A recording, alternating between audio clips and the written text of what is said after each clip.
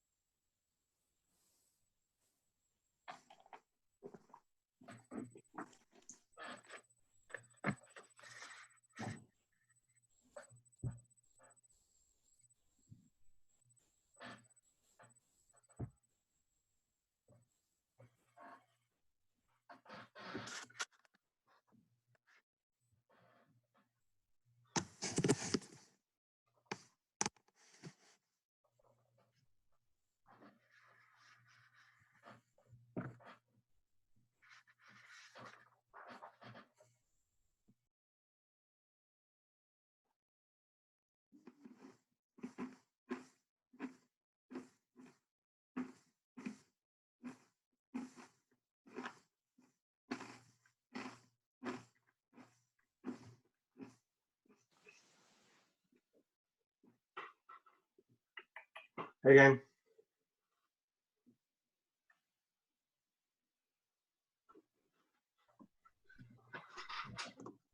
John's frozen in time. No, I'm here until I'm here.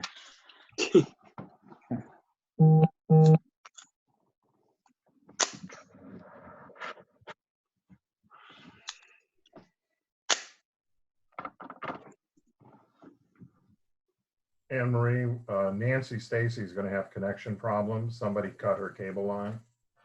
Oh my. Yeah, which Intentionally or unintentionally? also, unfortunately, intentionally, Oh gosh. which also affects a whole lot of other stuff. Cable, phone, but more importantly, the internet, which they need for other purposes. So she's going to try and call in on her phone, I think, and see how it works. Okay. That's awful. Yep. Do they have any idea who did it? Oh, yeah. It's a we'll talk offline. It's a long story, but it's unfortunately has consequences that are beyond attending Zoom meetings. Oh dear, that's terrible.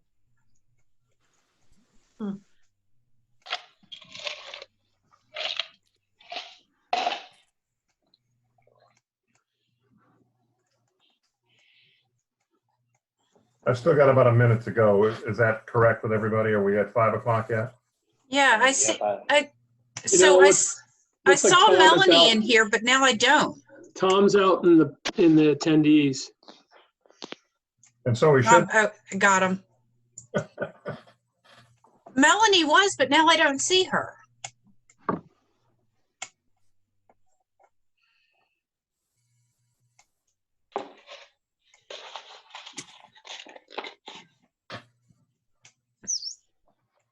All right, I do have at 5 o'clock, so I'm going to get started and we can count on folks to catch up. I'll watch the list.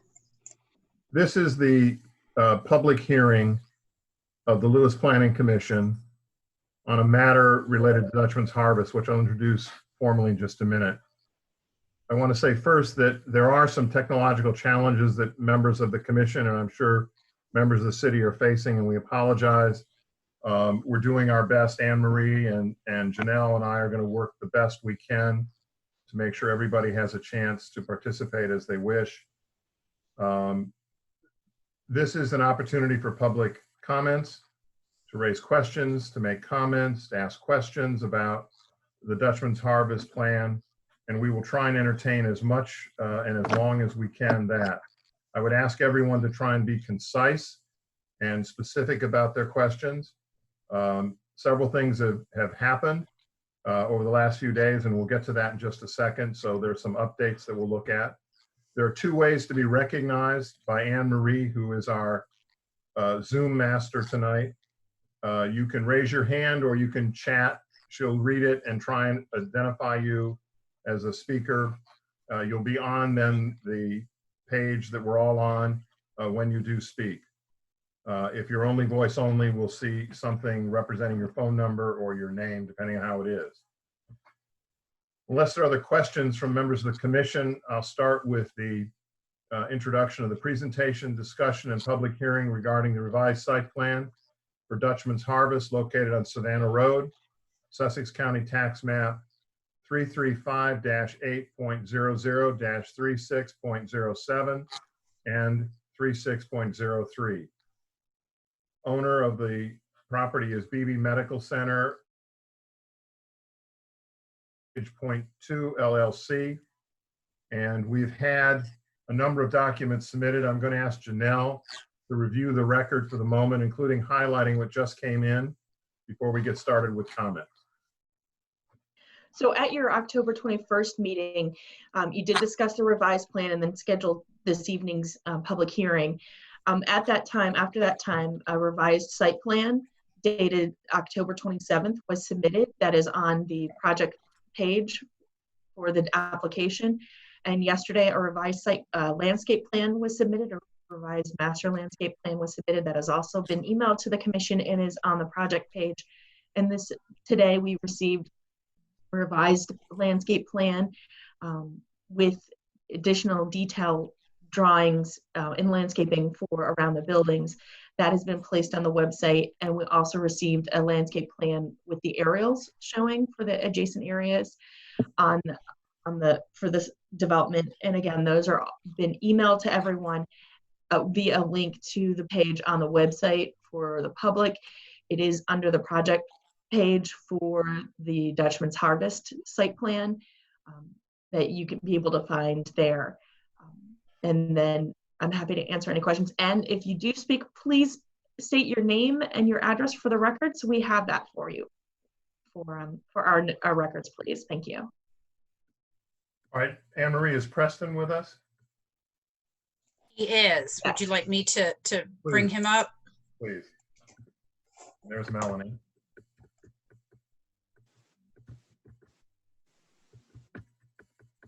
Welcome, Melanie. Welcome, Preston. Preston, can you briefly give us an update on what the changes represent? I don't want to go into too great a detail, but would you please just give us a synopsis of those changes? Sure. They're largely to reflect the comments that we heard from the Planning Commission at our, I believe it was October 21st meeting. One of the comments was from Commissioner Moser about having deciduous trees on the south-facing or southern portion of the buildings, and so we've added a bunch of those. Another comment was related to the fact that we were not showing where the dumpsters and or recycling kind of dumpsters would be located on the site, so we've added 4 sets of each on the site. It's a tight site, so we had to get a little bit creative on where we put those, but we found locations for all of them. There was another comment, I believe, about that we had not shown the locations of the HVAC units outside of the buildings, and that a commissioner preferred that we did show those. So we've located those and shown the landscaping that will be around them. You'll see that on buildings 1 through 5, they're on the side of the building. In the change of the definition of the building type, and I think this, maybe Janelle can correct me if I'm wrong, we unfortunately subjected ourselves to a bigger side yard setback. And so that posed a challenge for buildings 1 through 5. We can accommodate it. It just means that the HVAC units in those particular buildings will have to be on the side of the building.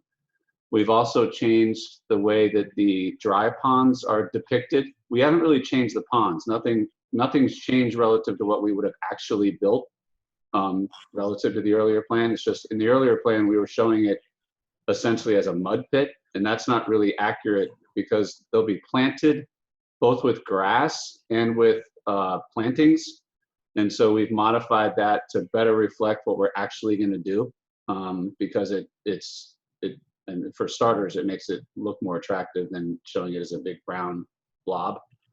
The other change we made is we did get up with Sally Boswell and the folks at the Historic Scenic Byways for Savannah Road, and they gave us some initial comments about having more landscaping between the multimodal trail and Building 14, and they also want to take a look at the building architecture when that becomes available to make sure that that side that faces Savannah Road, I guess, reflects as well as they thought that the big house building reflected an architectural style that does not conflict with those present in the city of Lewis. And so we've committed to them that we will do that at that time. I think that largely reflects the changes we made. But if someone sees another one and they want to point it out to me, I'm happy to discuss it. Thanks, Preston. Any questions before we begin receiving public comments? We will have another opportunity to discuss this after the public comments during the regular meeting. But if you have a comment about the changes or question for Preston, you can certainly do that now if you wish. Yes, I'd like to thank Preston for the changes that were made to the plan. I think I appreciate the additional trees around the buildings.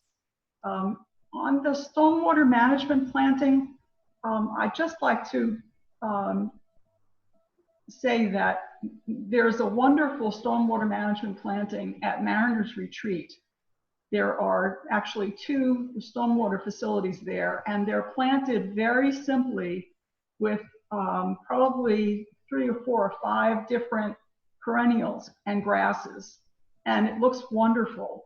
So, you know, I see the planting that you have in the stormwater facility up by the road there, and it looks fine.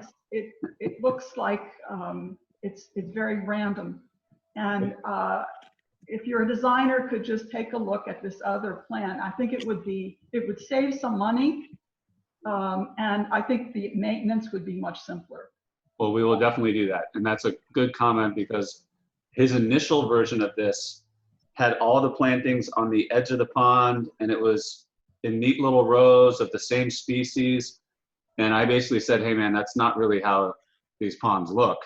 It's kind of more chaotic and scattered throughout the bottom of the pond. And so he took my statement literally and gave us this. But I will definitely go look at the Mariners Retreat ponds and take some photos and shoot that off to him. And when we come to, assuming this gets approved, when it comes time to actually construct it, we'll make sure there's a little bit more thought put into the location of those plantings in the ponds. Great. Thank you very much. I just have 2 questions. If Preston can point them out for the general public. I assume that the dumpsters are that's one, the 2 over there, and where's the 4th one? Is over here. There's one right there. I don't know why that one looks different. The one in the left that you were pointing to, yeah, that one, that should look a lot more like the one in the lower right, or like the very bottom corner. And it's supposed to be the same size. So it's a side-by-side with the trash and the recycling right next to each other. The one unique one is the one that you're on right now, and that's one's a trash dumpster and one's a recycling dumpster. We couldn't get them side by side. Because remember that the truck needs to approach these things in a particular way, and it can't come straight in. It also likes to only do one type of track around the community. They don't like to switch directions. So locating dumpsters is harder than one would think. But that's what those are. Thank you. Did you have another question, Tom? I was going to ask what those diagonal things were, because I could not tell from the plan what they were. But we should have labeled them dumpsters, yeah, and I'll do that for future plans. Okay, thank you. Any other commissioners have a question? Drew, we have a question from Joe Hockner in the chat asking if they've talked to the fire marshal or the fire chief about parking adjacent to the buildings. And I know you have been working with the state fire marshal's office. So do you want to share that, Preston? Yeah, so we built a lot of this type of building, over 10,000 square feet, multi-story, that are sprinklered. So we're very familiar with the fire marshal regulations. 10 years ago, you couldn't do this. 10 years ago, you had to have a 24-foot fire lane without being obstructed by any parking between your primary entry, the front of your building, and where the fire marshal entry would be in the hookup. Now the fire marshal says, okay, look, we'll let you park in front of your building, but you have to give us 15 feet where our hookup is. That's essentially where if a truck wants to boost your sprinkler system, it can park and then run through and essentially hook up to this sprinkler kind of thing that comes off your building and adds pressure to your sprinkler system. And we need 15 feet of access, unfettered access surrounding the perimeter of your property, or your perimeter of your building. So that's what you can see on almost every building you see in the center part of the building is kind of the primary fire marshal access and hookup. And then on each side of the building, where we have, particularly on the long row of buildings where it's not broken up by kind of parking or turning or whatever, there's another 15-foot crosshatch that allows for the fire marshal access. So we're confident, based upon our experience on multiple other projects, that the fire marshal will look favorably upon this plan. And it's really too bad, because you'd love to get a lot of those areas back for additional parking spaces, but that wouldn't fly with the fire marshal. Okay. Henry, any other questions in chat? I see nothing else in the chat. So I guess. People have signed up. Let's go. Okay. Members of the public, I don't see any hands up. I'm sure somebody's got questions, comments.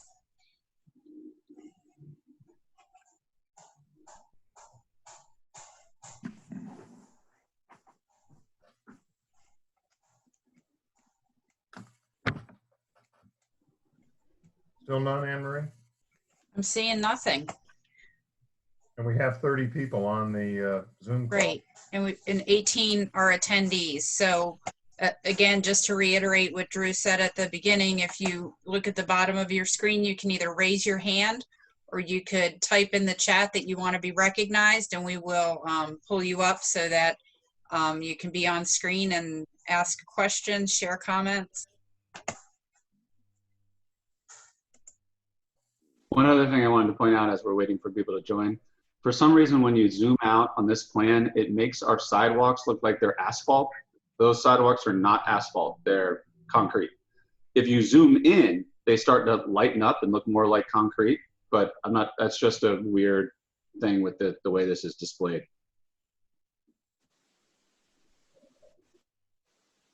Preston, just a timing question. Assuming that there are approvals forthcoming from the City of Lewis, what is left on your plate after the City of Lewis before you could start construction? I mean, honestly, the big thing is settling on the land. And I don't want to get into too much detail, but we've run into a stumbling block on that, not associated with Dutchman's Harvest, but associated with the senior living project. That's a $65 million project, and it requires $23 million worth of equity.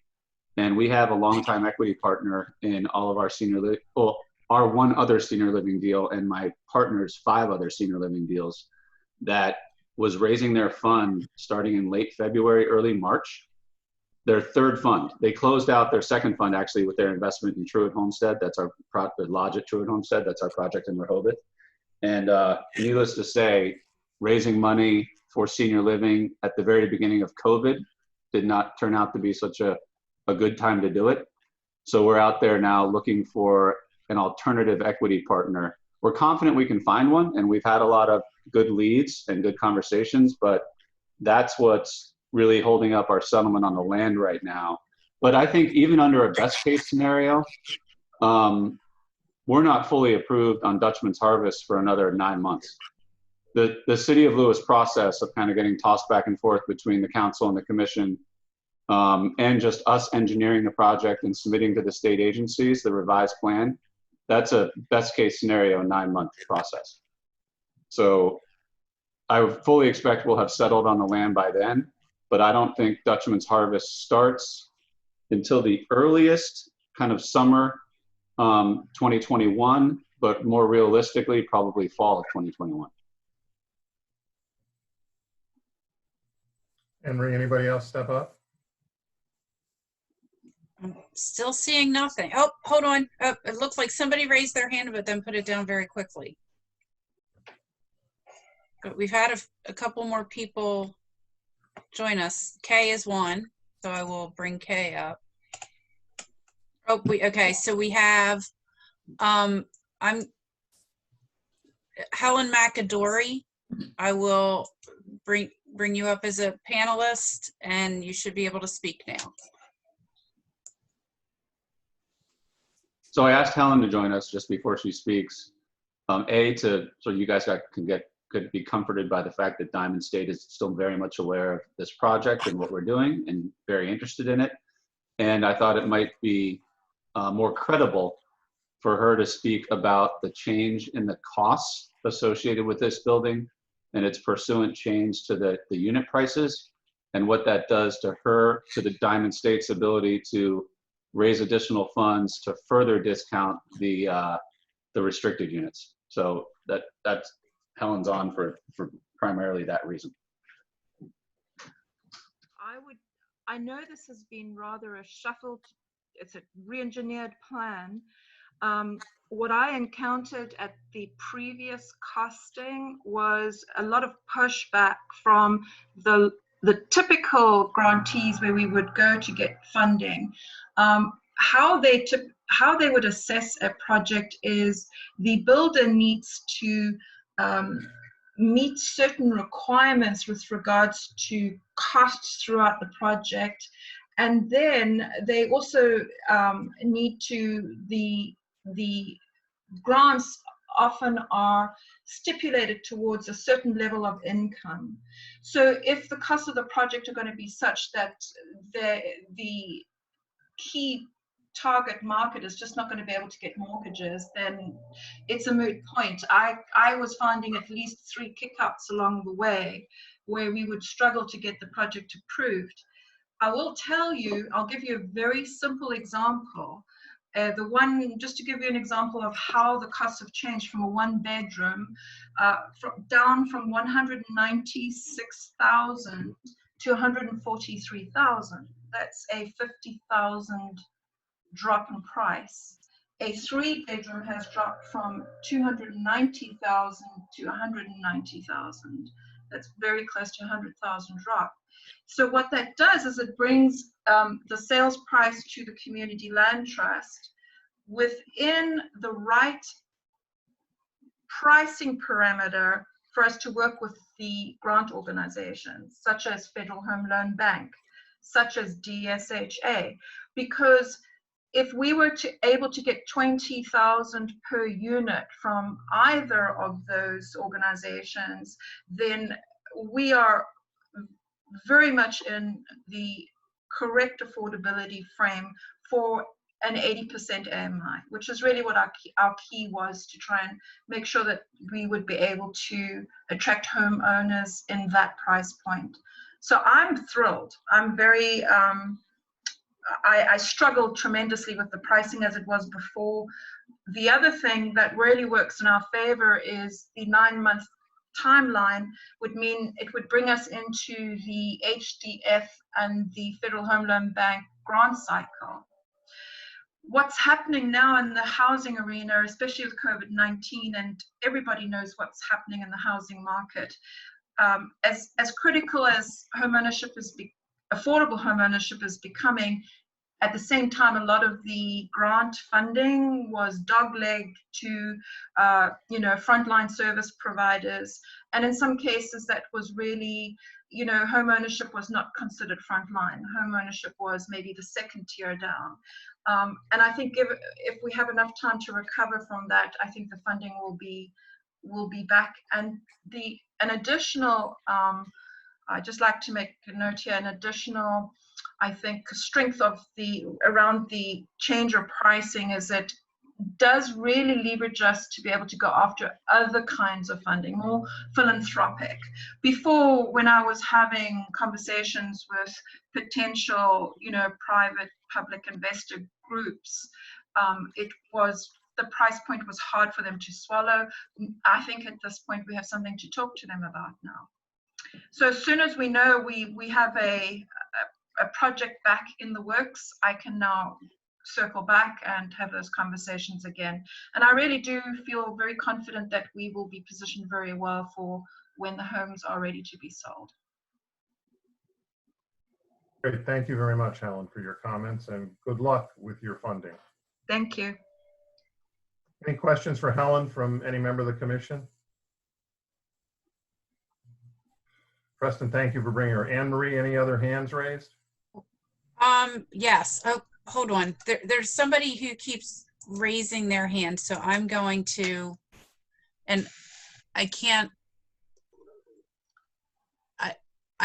tell the name because it's not the full name of the person. So let me, I've promoted the person onto the panel, but now I'm not. Welcome, Kay. Okay. Thank you. I apologize for being late. You have a day job. We know that. Can I ask a question? Yes, Sumner, please. I guess it's more for Helen. Perhaps it's for Preston as well. Given what both of them just said about sort of access to funding and so on, I hear that Helen's confident that with the new price points, she's optimistic. What happens if, for whatever reason, she is having more difficulty or perhaps can't find funding? How does this all go down? I can speak to that, Helen, and you can chime in. Okay. We would still sell 40 units. I guess it could be either direct to or still through Diamond State Community Land Trust at our direct cost, 42 units, I think it is, at our direct cost to qualifying home buyers. What we may need to do, though, is we may need to raise that targeted AMI from 80% up to 85% or 90%. The price that we're currently able to sell units to Diamond State for, the way I do my analysis, it's already affordable to people making 80% AMI, but the way Helen does it, she adds a lot of other expenses in there that she calls housing costs, and so that drives down how much money you have left for your mortgage. If interest rates stay where they are, then it probably is affordable to people making 80%, even using Helen's calculation right now. But what we would do is we would adjust that targeted AMI to maybe as high as 90% and still sell those units direct to home buyers at essentially, let's just assume that Diamond State raises no additional money. So it would essentially be at the price, at our direct cost that we're selling those units to Diamond State for. And then it's kind of semantics, but then it's just a matter of whether it makes sense for Diamond State. It probably still may, because of the extra provisions and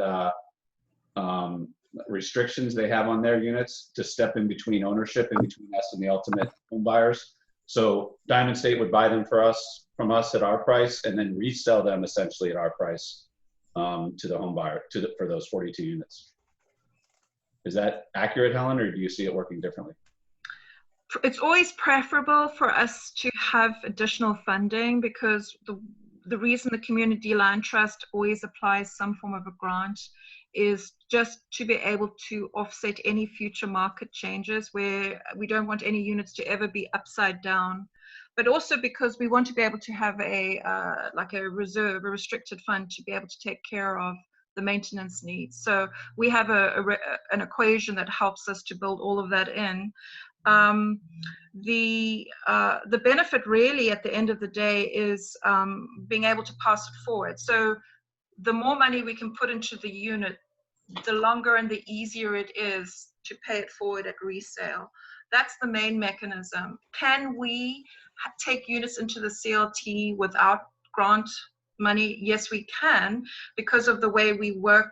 Our business model there is a difference between a CLT appraisal and a standard market rate appraisal. It's a different mechanism, and it's handled differently by mortgage companies, and that in itself already probably brings about a $15,000 equity to the homeowner. I won't go into the whole programming description, but the simple answer is yes, we can without grant funding, but it's preferred to have grant funding.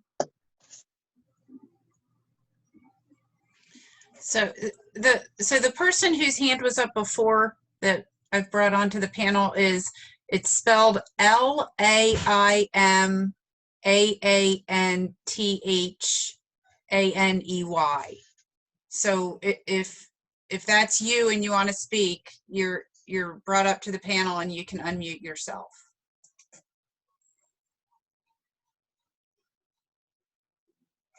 Hello. Hello. Hello. Can you share your name for the record, please? This is Mike Cahoon and my wife is Lima Anthony. We own the property on 1200 Savannah Road, which is just on the corner next to your property. And I have two questions. One was about the sewers. When and if are they going to bring the sewers down? It has some impact on our property. We would like to join that sewer system. The second question I had was, we went to one of your meetings several years ago, and we were interested in an investment in this complex in terms of buying a unit or something like that. We used to live in Henlopen Gardens, which was right next door. And we felt we were discouraged from considering any investment property in this development. How is that correct or not? It's correct in the sense that we really are targeting the local workforce, and ideally the people that buy the properties are the ones that will live there. Now there is a provision, and my memory's not perfect about it. If you are a local employer and you wanted to purchase one, or I think it was up to 5, but that may have changed, units in order to lease them to your employees that qualify as qualifying tenants, essentially they meet the local workforce definition, then you can do that. But just to purchase a unit out of kind of I don't want to speculation in a bad way, but out of I understand. And then hoping that it appreciates or hoping you can lease it more than you purchase, to the point where it's cash flow positive, I don't think that's going to be possible. Okay, I understand. I am a local employer, but that was not my intention. So yeah, I can forget that part of it. But I was concerned about the sewer, and is that going to come through, and can we hook into it, that type of thing? Yeah. So Charlie O'Donnell is on the panel, so he can respond to that.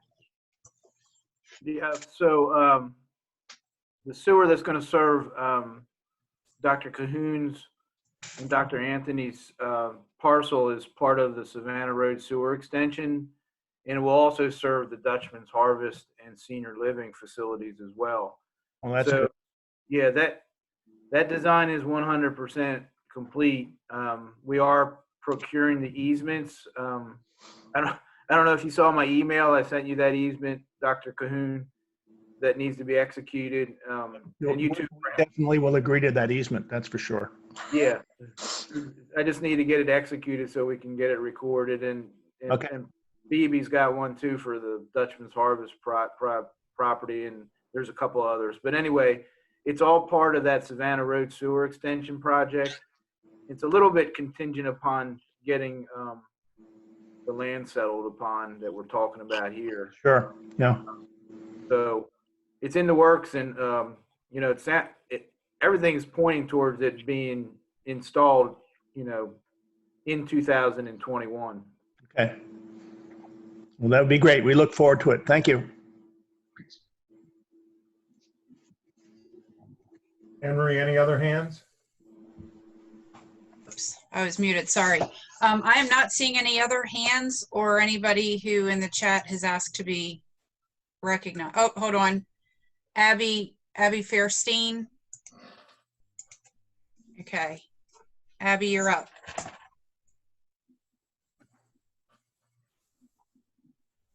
It's not easy to figure out how to get on. I think we can hear you now, so. Actually, I think she's still muted. Okay, I think we're good. Can you hear me now? Yep. Okay, this is Abby Fierstein and Tom Schmidt. We live at 67 Henlopen Gardens in Lewis. We have two questions.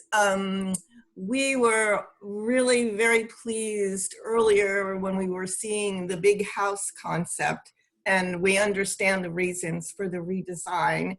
But the question is, do you have something, Preston, that you can show us as to what the exterior is going to look like?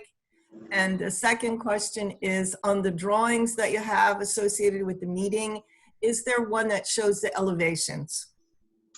So my short answer to that is Janelle has something from a project in Easton, Maryland that's very similar to this building, but we're probably going to change the color schemes a little bit and change the elevations. I was very reluctant to go forward at this early stage of the approval process and redesign a whole nother building. We spent $200,000 on that big house building. Yeah. We almost got it to the point where we were ready to build it before we realized we actually couldn't make the site and the stormwater work with that building. So this is the project in Easton, Maryland. We're gonna make some changes, but as far as kind of the metal roof accents and other, we're gonna try to spice up the side exterior a little bit. You can see like the sides were like relatively flat. We're gonna try to do something with that to add a little character to it. And we're gonna try to add elements that might be more Lewis-esque, but as far as the jogging back and forth of the roof line and the jogging back and forth of the front facade, that will be substantially similar in our plan. So the scale of the building has come down a lot. So for people that had kind of scale issues and thought it was a very big building, this should help alleviate that a little bit, because the building's about 2/3 the size of the original big house building. But we haven't spent a lot of money on the architecture yet, just because I'm a little trigger shy with what happened on the first building. Yeah, we can understand that. Thank you. And we appreciate your answering the question and explaining, particularly in your letter to, I guess it was the Planning Commission, as to why you needed to change the design. We were really pleased with the design before, but be that as it may, that's really all the comments we have right now. Thank you. Thanks. Anne Marie, anybody else with a hand up? I am not seeing any other hands up. Let's wait a couple seconds and then we'll move In on. the chat. Any commissioner or ex officio have any comments or questions?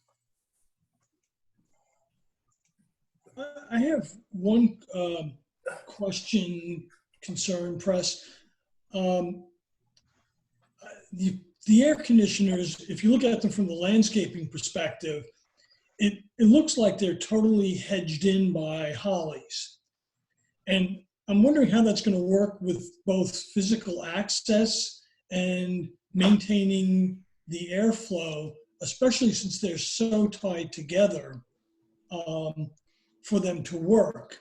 And my question is, given that these are owner-occupied units, have you thought about a common geothermal well and using geothermal units? While it adds more upfront cost, it reduces the heating and cooling load cost on an ongoing basis. So to answer your last question first, we haven't thought about that, but we found the biggest bang for our buck when it comes to energy savings is how we insulate the buildings. That a lot of people will go out of their way to put solar panels on their roof or do a geothermal system. And then you look at the way they actually built their building and the way they insulated with it, and they spent $10 for every $1 they could have spent on insulation towards their energy savings. So I think you're right, Tom, that it'll be somewhat cost prohibitive on this particular project to do geothermal. I'm kind of guessing here, but if we did a group system for each building, and that would be sinking probably 12 to 15 wells for each building. That's going to be about $60,000 to $75,000 a building, and that cost spread over those units, $6,000 to $7,500, $6,000 to $7,500 a unit. It's just it's too difficult on this particular project, but we can get. You'd be surprised at how much savings we can get just by smart construction techniques and good insulation. Well, I don't disagree that, insulation is key, but they're not mutually exclusive. No, they're not. And, going back to, I'm not sure how these air conditioning units are going to be accessed. Yeah, so I'll get to that. I think ventilation. I know that the way we've shown it here, it looks like they're totally blocked off, but it'll be the way that those plantings are trimmed and located. We certainly don't want to locate them so close that they kind of inhibit the operation of those units. And we'll make sure there's a gap between them such that they can be accessed or accessed from the side. You see the white thing that you see kind of at the back of the buildings, those are overhanging decks. So they're open below. So you can kind of walk into that area and go towards all of these HVAC units. That's not a wall. If that makes sense.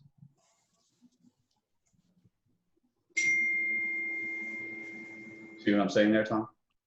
Well, I see the overhang, but I was thinking more of the units that are between the buildings. Oh, these up here? Yeah, because the buildings aren't spaced that far. By the time you put a two-foot units in, and then two sets of plantings. Yeah, I think you know what I actually think we're gonna have to do there is what Lennar is doing at our Covered Bridge Trails project. If anybody ever gets a chance to drive through that project, it's the one with the covered bridge that's up against the bike path, the new Rails to Trails path. They actually cantilever. I don't know if it's steel or if it's wood, but something off their foundation. So their HVAC unit is sitting a couple feet off the ground. That really helps, particularly in situations like this where you're worried about swales and stormwater and flow between the buildings. So I think we would do that here, but then the short answer is we'll leave a gap between the landscaping and prune it such that we can always access those units for maintenance.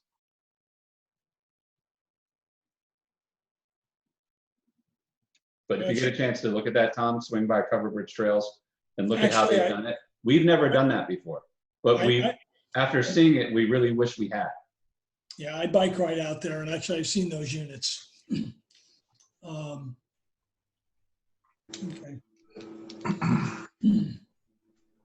Any other commissioner or ex officio have a question? Can I ask a question? I wanted to make sure this was not covered in the time before I joined the meeting.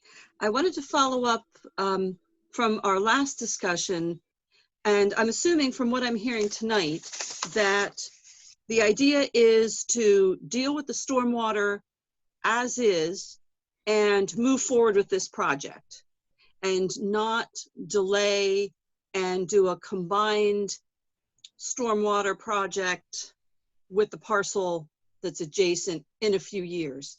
Is that right? Correct. It sounds like all conditions are go, the loans are available, the need is certainly there, and that's your preference. I just wanted to make sure, because I was looking at my notes from last month and I wasn't. I mean, that is my preference. If I had a better understanding and more confidence in the timing of the development of the property next door, then I might be more willing to just wait. But I think, honestly, I think the stormwater issue was a little bit of a blessing in disguise, because that's what triggered us looking at a different building type. And that's, otherwise I probably never would have done that. And so we never would have been able to lower the pricing of the units to the extent we have, because I would have just said, look, I've already spent $200,000 on this building. We've already spent a lot of money engineering this site plan. You know, this is me talking to Helen. I understand that the units are more expensive than you would prefer and that your funding sources would prefer, but it is what it is. But it was because of the stormwater issue that triggered the redesign of the site, which in turn triggered our opportunity to redesign the building, that allowed us to lower the price point. So I don't see a reason to wait. If someone called me tomorrow and said, hey, so-and-so is buying the Warrington farm, they want to move as quickly as possible, they're submitting to the city of Lewis within the next couple of months, then I might think about it. But I already think this is a better plan, at least from a cost perspective and from a workforce housing perspective, than our old plan. Even though I loved the architect, to the point that Abby made, I loved the architecture of the big house too. And quite frankly, I'm out there looking for another property in the area so I can build that building. But this, from a workforce housing standpoint, this is a better plan. Excellent. Thank you. I just wanted to make sure that that was off the table and that this is what we're proceeding with. And especially if in the end, the money is available and that's actually in a more positive situation. So thank you. Sure. Thanks for the question, Kay. Anne Marie, anybody else? Nope, nothing else. Unless there's objection by the commission, I'm going to move to the regular meeting agenda. So I have 1743. This is convening the regular monthly Lewis Planning Commission meeting on Wednesday, November 18th. We have an agenda that's been posted. It's been updated at least once. And I'm going to start with item C, which is where we just left off, to ask some questions. This is item C1, discussion and possible action regarding the revised site plan for Dutchman's Harvest located at Savannah Road. First, I'll start with Janelle. Before you move on, Drew, I just see Nancy Stacy joined us and had her hand up. So go ahead, Nancy, go ahead. So I don't know if she has something to say or she's just letting us know she made it. I have been listening in for a while now. I just wanted you to let me into the full meeting. So. Welcome, Nancy. I realize you're dealing with a difficult situation on technology, so appreciate your making the effort. All right, Janelle, I was coming back to you. What is left to be completed from the analysis on the professional staff, the engineers and others, before this would be ripe for a decision by the commission? Based on the questions you had, I believe you could make a decision. Most of the comments staff had were going to be needed before final approval. And the next step in this is, if the commission makes a recommendation, it has to go to city council for their public hearing and discussion. So those items would be taken care of after that, because staff would have the final approval as part of this site plan process. Charlie, so is there anything we'll make sure everything gets taken care of and gets Charlie's items and all the other agencies' approvals. Charlie, is there anything that you think we need to consider or have completed before we act on this matter? I don't think so. I made some comments that I forwarded to the board and to Janelle, and I believe they'll be forwarded on. There's a few things that just need to be ironed out in terms of sewer and water and the street. To me, I think I was still a little confused of who was going to operate and maintain that section of street coming off Savannah Road, and also the storm drain pipe. I wasn't sure if that, I think we left it last year that the developer was going to maintain the storm drain pipe, but that part of that street coming off of Savannah Road would be owned and operated by the city. So if that's the case, the street must meet the city standards. And if the storm drain pipe is to be maintained by the developer, that's fine. If not, it needs to be reviewed against the board standards. But I put that all in my email letter to the board and to Janelle that will be forwarded to the developer. Charlie, do you mean the outfall pipe that goes underneath Savannah Road? No, the only thing I said about that, Preston, is that that's probably going to require some DELDOT approval for tying into their system. Right. I'm just warning you about that, I guess. But I'm more concerned about the internal storm drain pipe. I wasn't quite sure where we left it in terms of who was going to maintain that over time. Typically, we would expect to maintain it, but okay. But in addition to that, if we maintain it, I think don't you guys have like an annual stormwater fee or something like that, the city, or is it the Board of Public Works? The board does, yes. We'd want some kind of credit on that, and that credit would really flow to our homeowners, our workforce housing homeowners, to reflect the fact that they're paying for the maintenance of those pipes. Gotcha. That's something that we could talk about with Darren for sure. I know part of that fee, and Tom, you may know more about it than me, but I know part of that fee is sort of impact on the downstream. Yeah, so we'll have to pay for that part, but whatever part you think is associated with kind of the stormwater right within someone's community or neighborhood. Yeah. So we wouldn't expect a credit on the whole thing, just a portion of it. Well, and Preston, we can discuss that. However, the board's position, we haven't given credit to anyone else's stormwater management system. Well, that's fine. Then I would like the city to maintain the stormwater site. The fee, which is very nominal, is tied to water meters, and it's for the benefit of the entire community. It's maintaining the catch basins and the access throughout the entire city. So. Okay, well then maybe it makes more sense for the Board of Public Works to maintain all the stormwater infrastructure on the project. So that's something that can get discussed. That's not really something that is pertinent to the Planning Commission recommendation regarding the site plan.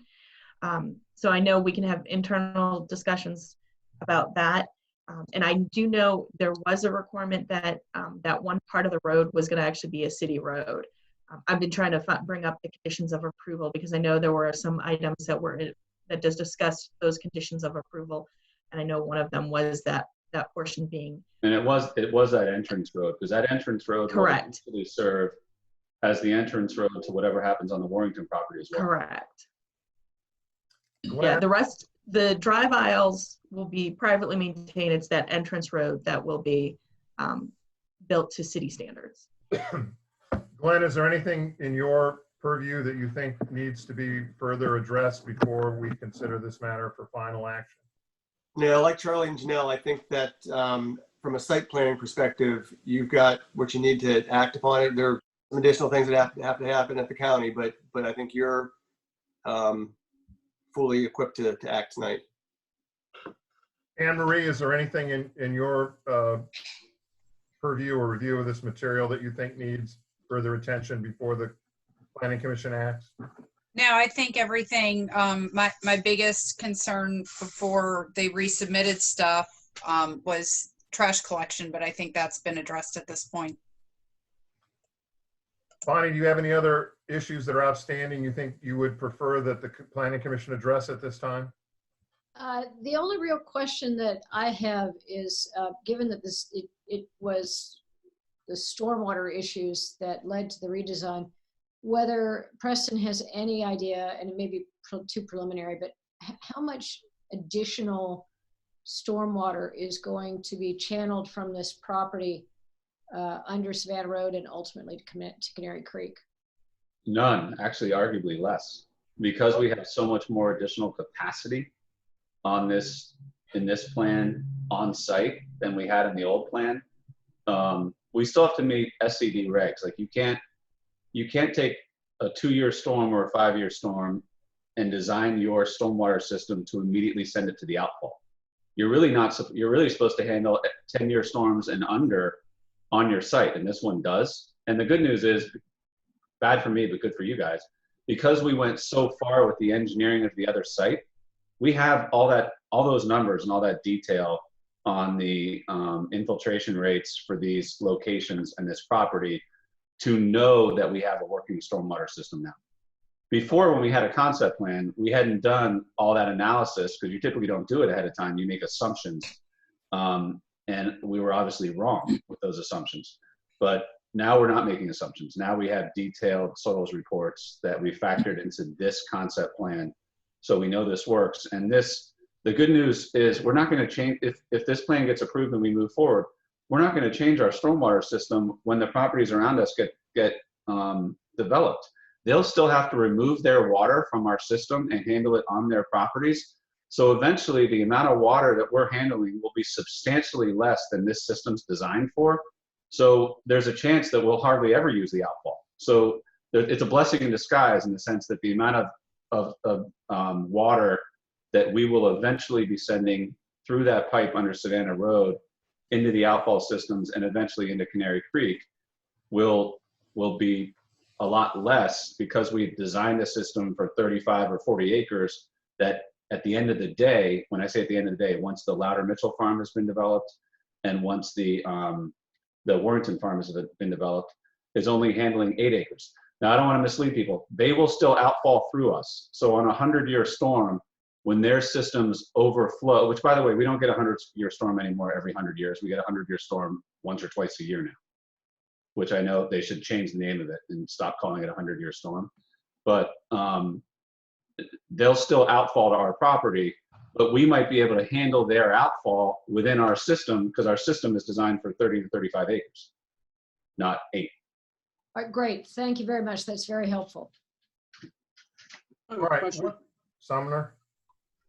So given as I remember back when we first heard this project, there was stuff in the paper and so on about costs being transferred. Maybe it was the BPW investment, the impact fees were going to be taken on by the senior living facility. And maybe you've covered this and it's just, I've forgotten, but is it, given what you said earlier, Preston, about the funding questions right now for the senior living facility, is it possible that this project could take an additional hit? You know, this could be ready to go before the senior living. It's unlikely. I mean, the better answer is there's a slim possibility this project never happens. And it doesn't happen because I never buy the BB property. But it's unlikely that we have adequate funding to do the assisted living project, but not quite enough to have the assisted living project absorb some of the land costs and some of the offsite or downstream sewer impact fees that we've currently proposed putting on it. I just don't see that happening. If the senior living project moves forward, the senior living project numbers look great. There's nothing wrong with the projections of that project.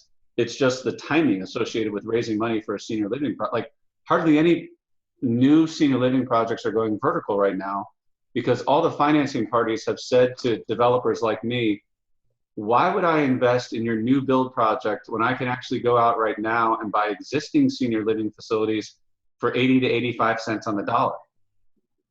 By definition, your project's 100 cents on the dollar because it's a new build.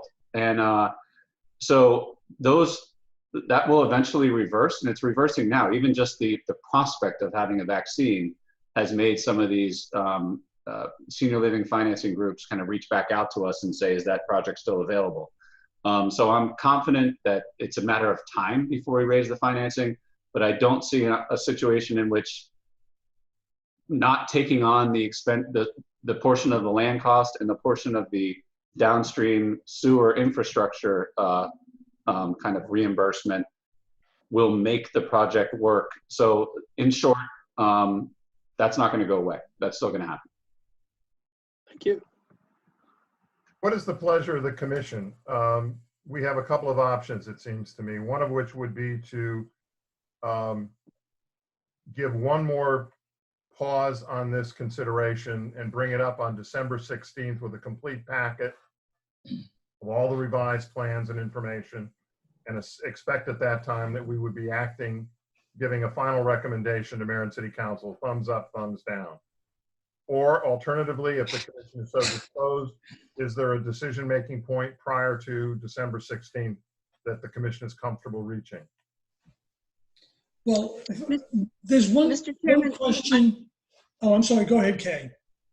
I was going to say, Mr. Chairman, normally I would want to hold off making a decision after a public hearing so that I could mull over all the comments and come to some conclusions. But based on what we've been hearing and with the special nature of this project, I feel I would be comfortable voting tonight so that it gets as much of a jump as it can and can capture the grants that are out there to make this possible. But that's just my opinion. So I do have one question we discussed at the last meeting, and I'd like for staff to chime in on, is the number of parking spaces. I know Preston represented that other projects, he's felt that 2 parking spaces per unit is adequate. I have a hard time understanding how that's going to work during years when we don't have COVID and you have Thanksgiving, Christmas, 4th of July, and elsewise. And there is no adjacent on-street parking since this is on Savannah Highway. So I'd like to see at least the issue of the parking. And if the numbers are adequate, fine. But I'm not sure that I understand the basis for 2 units, other than that's the bare minimum that the code requires. So that was what the code requires. The code states for any type of residential dwelling that you have to have 2 parking spaces per dwelling unit. So you could have a house on the beach, brand new build, you are only required to provide 2 parking spaces. You could have a house somewhere else, a townhouse somewhere else, only requires 2 parking spaces. Based on the number of units and the provided number of parking spaces, it complies with the code requirement of having 2 parking spaces per each dwelling unit. There is no requirement to require them to have additional parking. Yes, but matter of fact, when we updated our code, I can't remember when, to make the mandatory 2 spaces off-street parking required. Because what was understood is that in Lewis, the overflow is the street. And here we're building a complex without any on-street overflow parking. Understood. You're also talking about a workforce housing development that they are required to reach out to DART to look at access to the bus transportation, and they'll also have access to sidewalks and bicycle transportation as other modes of transportation for the development. Because not everybody does have a vehicle, but again, they're meeting the code requirement. And reaching out to DART is great, but DART is a extremely limited access operation. It doesn't get you from one point to the other. We're not dealing with New York City or Philadelphia or anything else. Anyway, I'll stop now. That's my... Tom, what are you looking for before a decision is reached by the commission? Well, I think I'd like to have an independent review of what other type of apartment complexes like this need for. I recognize we can't require more than it, but I think we owe the mayor and city council our guidance. And to me, I think we're potentially building something that's going to create a problem for parking. So based on my experience, and I've done planning in a lot of different places, sometimes they only require 1.5 parking spaces per dwelling unit. Sometimes they require 2. And after construction, where the places that I worked, we never received comments and concerns about insufficient parking. Yeah, and I have a lot of direct firsthand experience in this immediate area with, now granted they weren't workforce housing projects, but in my opinion, that actually makes it where we've had problems in the past, you can actually go back and break water in the townhome section. Some of those townhomes have 5 bedrooms in them. And what'll happen is that'll be bought by somebody as a second home, and they'll call 12 of their friends and say, let's meet down at my townhome over July 4th weekend, and they'll all drive separate cars. That's less likely to happen on a workforce housing project because these people are actually living here and they're here year round. Not to mention a lot of the parameters that say 2 units, 2 parking spaces per unit. That's the same whether it's a 5-bedroom unit or a 1-bedroom unit. There's a lot of provisions we've seen that say for any unit that has fewer than 2 bedrooms, the parking amount is less than below 2. That's not the case here. We provided 2. And as I mentioned, Tom, we do have the opportunity because we built more parking than the code requires at the senior living project. And we had a lot of spots. I think there was around 50 or 55 spots that we could enter into a shared parking agreement in the event that we had inadequate parking at the Dutchman's Harvest, and it turned out that we had more parking than we needed at the senior living project. So I would be very disappointed if this project was held up for a study that I think doesn't make any sense and that I'm very confident is not needed. And I know, Preston, you were pressed to provide the additional parking at the assisted living, and you felt that there's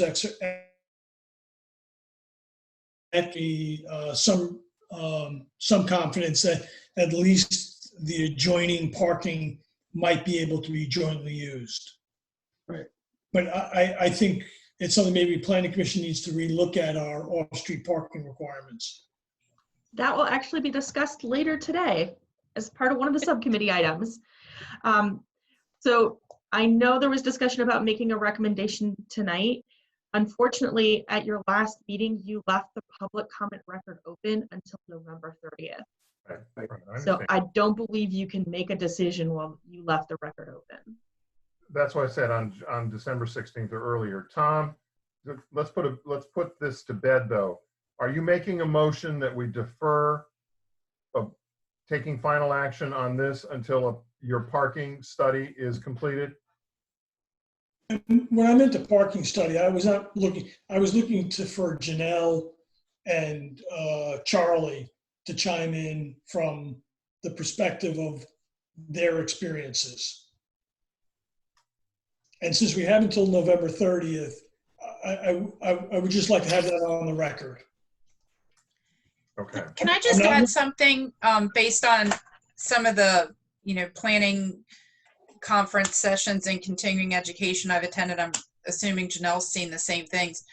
When we talk about climate change and all of these other things that have been front and center for us, one of the things that we hear over and over again in the planning profession is that we over park everything, that we require too much parking, which just perpetuates that reliance on vehicles. And with this particular location, it's within walking and biking distance to 2 schools, to the hospital, to the downtown. So the idea that every household has 2 cars is not, and it's workforce housing. So the idea that every household has 2+ cars is, I think applying a standard that isn't based on where the planning profession is going on some of those issues like climate change that we've spent a lot of time talking about. Can I offer something here? In Washington, with all due respect to planners, in Washington, they decided that they wanted to have fewer cars, and so they simply arbitrarily cut down the number of parking spaces available in new construction. And, all these arguments were made, oh, people can walk, oh, people can bike, oh, there's buses, oh, there's this, that.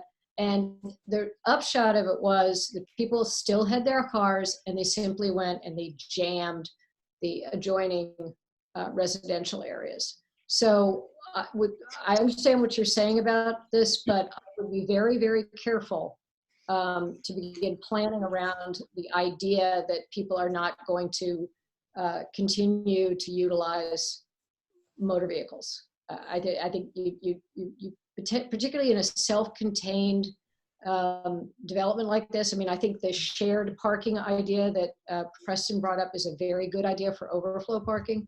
But I really would be very careful in a car-oriented place like the beach, where you've got to get in your car to go to Weiss or what have you.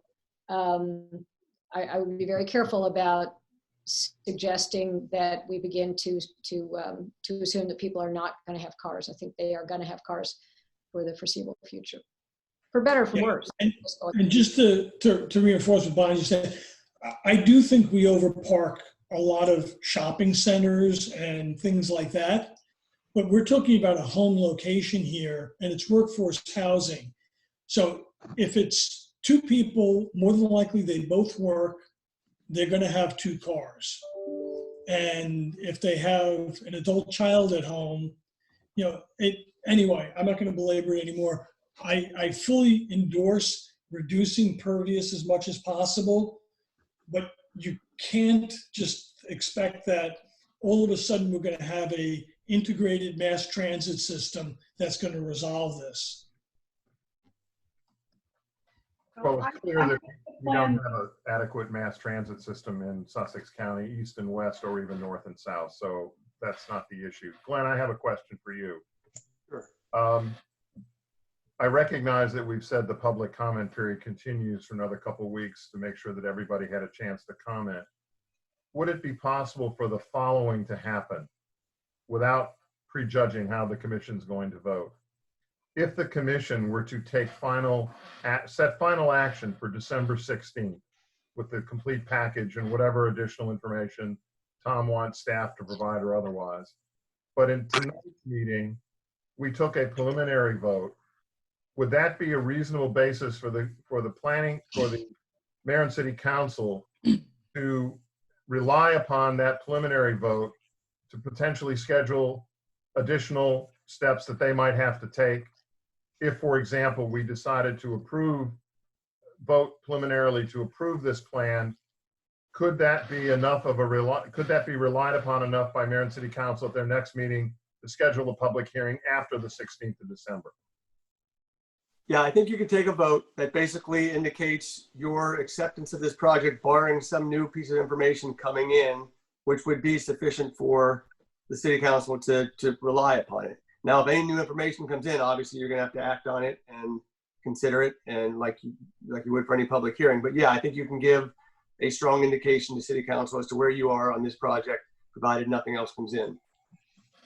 Abby Fierstein has asked if she can comment on the parking. Is that possible because it's over? Or... Yeah, I think we'll let her. Go ahead, Abby. Thank you. I just wanted to say that my husband and I have lived in Henlopen Gardens for 20 years. There's 96 units. We each have 2 parking spaces assigned to each other. On the occasion where there may be company coming for I was gonna say Halloween, for Thanksgiving or Christmas or whatever, the neighbors usually work it out. I'm gonna park in yours because you're going away. Like I said, we've lived here for 20 years and we've never ever had an issue with parking. Both my husband and I each have a car. Reasonable people can usually try to work something out in a situation like that. I just wanted to make that comment since we have been here for 20 years and experienced it. Thank you. Thank you, Abby. Sure. All right, what's the pleasure of the commission? Do we want to take a preliminary vote tonight? Do we want to defer everything for final action on the 16th of December? What's the pleasure of the commission? I'd like to take a vote tonight. I agree with Melanie. Well, does someone want to make a motion? I'll make a motion that we take an action on Dutchman's Harvest this evening. Well, what is make a motion to take whatever action you want to take. I make a motion to accept the Dutchman's Harvest revised site plan. Glenn, what else do we need to say in the motion, the preliminary motion that we're suggesting?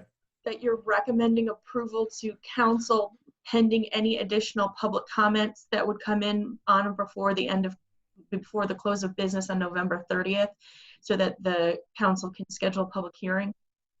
Yeah, perfect. Any additional comments or new information, additional information? Melanie, is that a friendly amendment? Yes. Is there a second? I'll second that. Joe seconds. Is there discussion? Do we need a Drew, roll call on this? Glenn? Drew, Excuse me, Nancy, 1 second.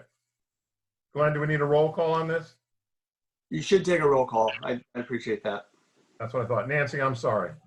sorry, and this maybe is a question also for Drew.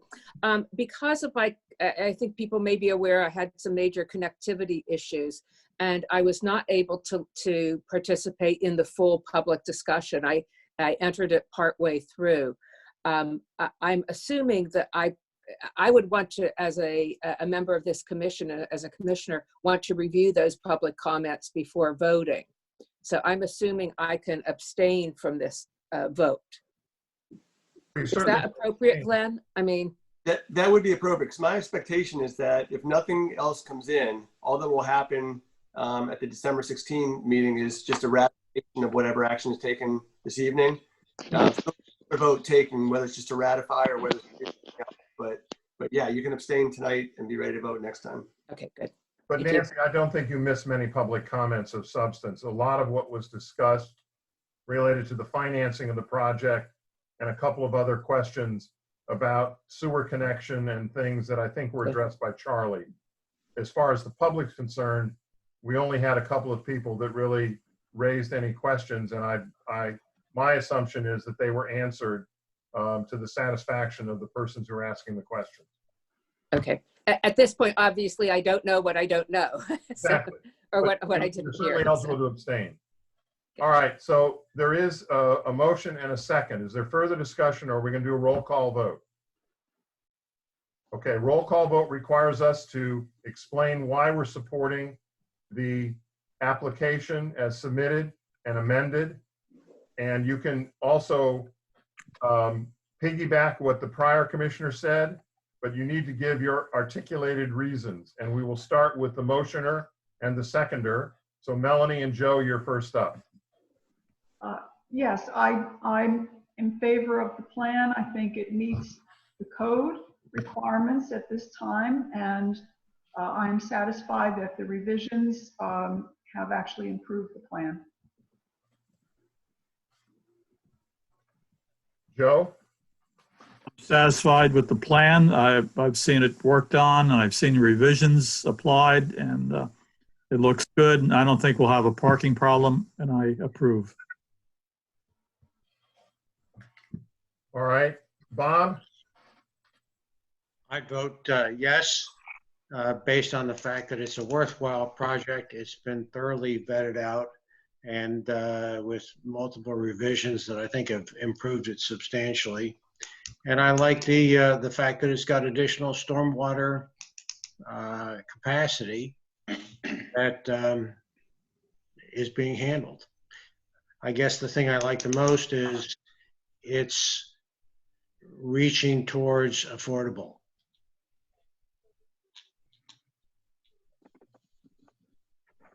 Sumner?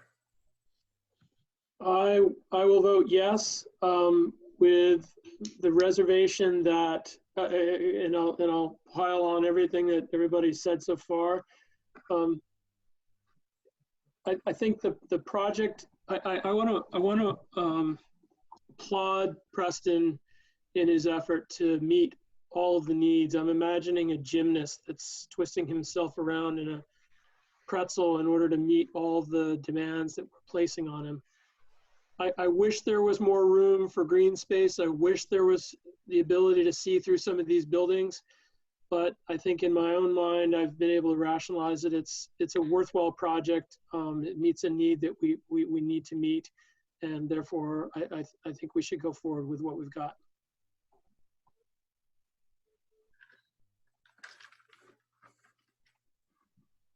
All right. John, Nirvas?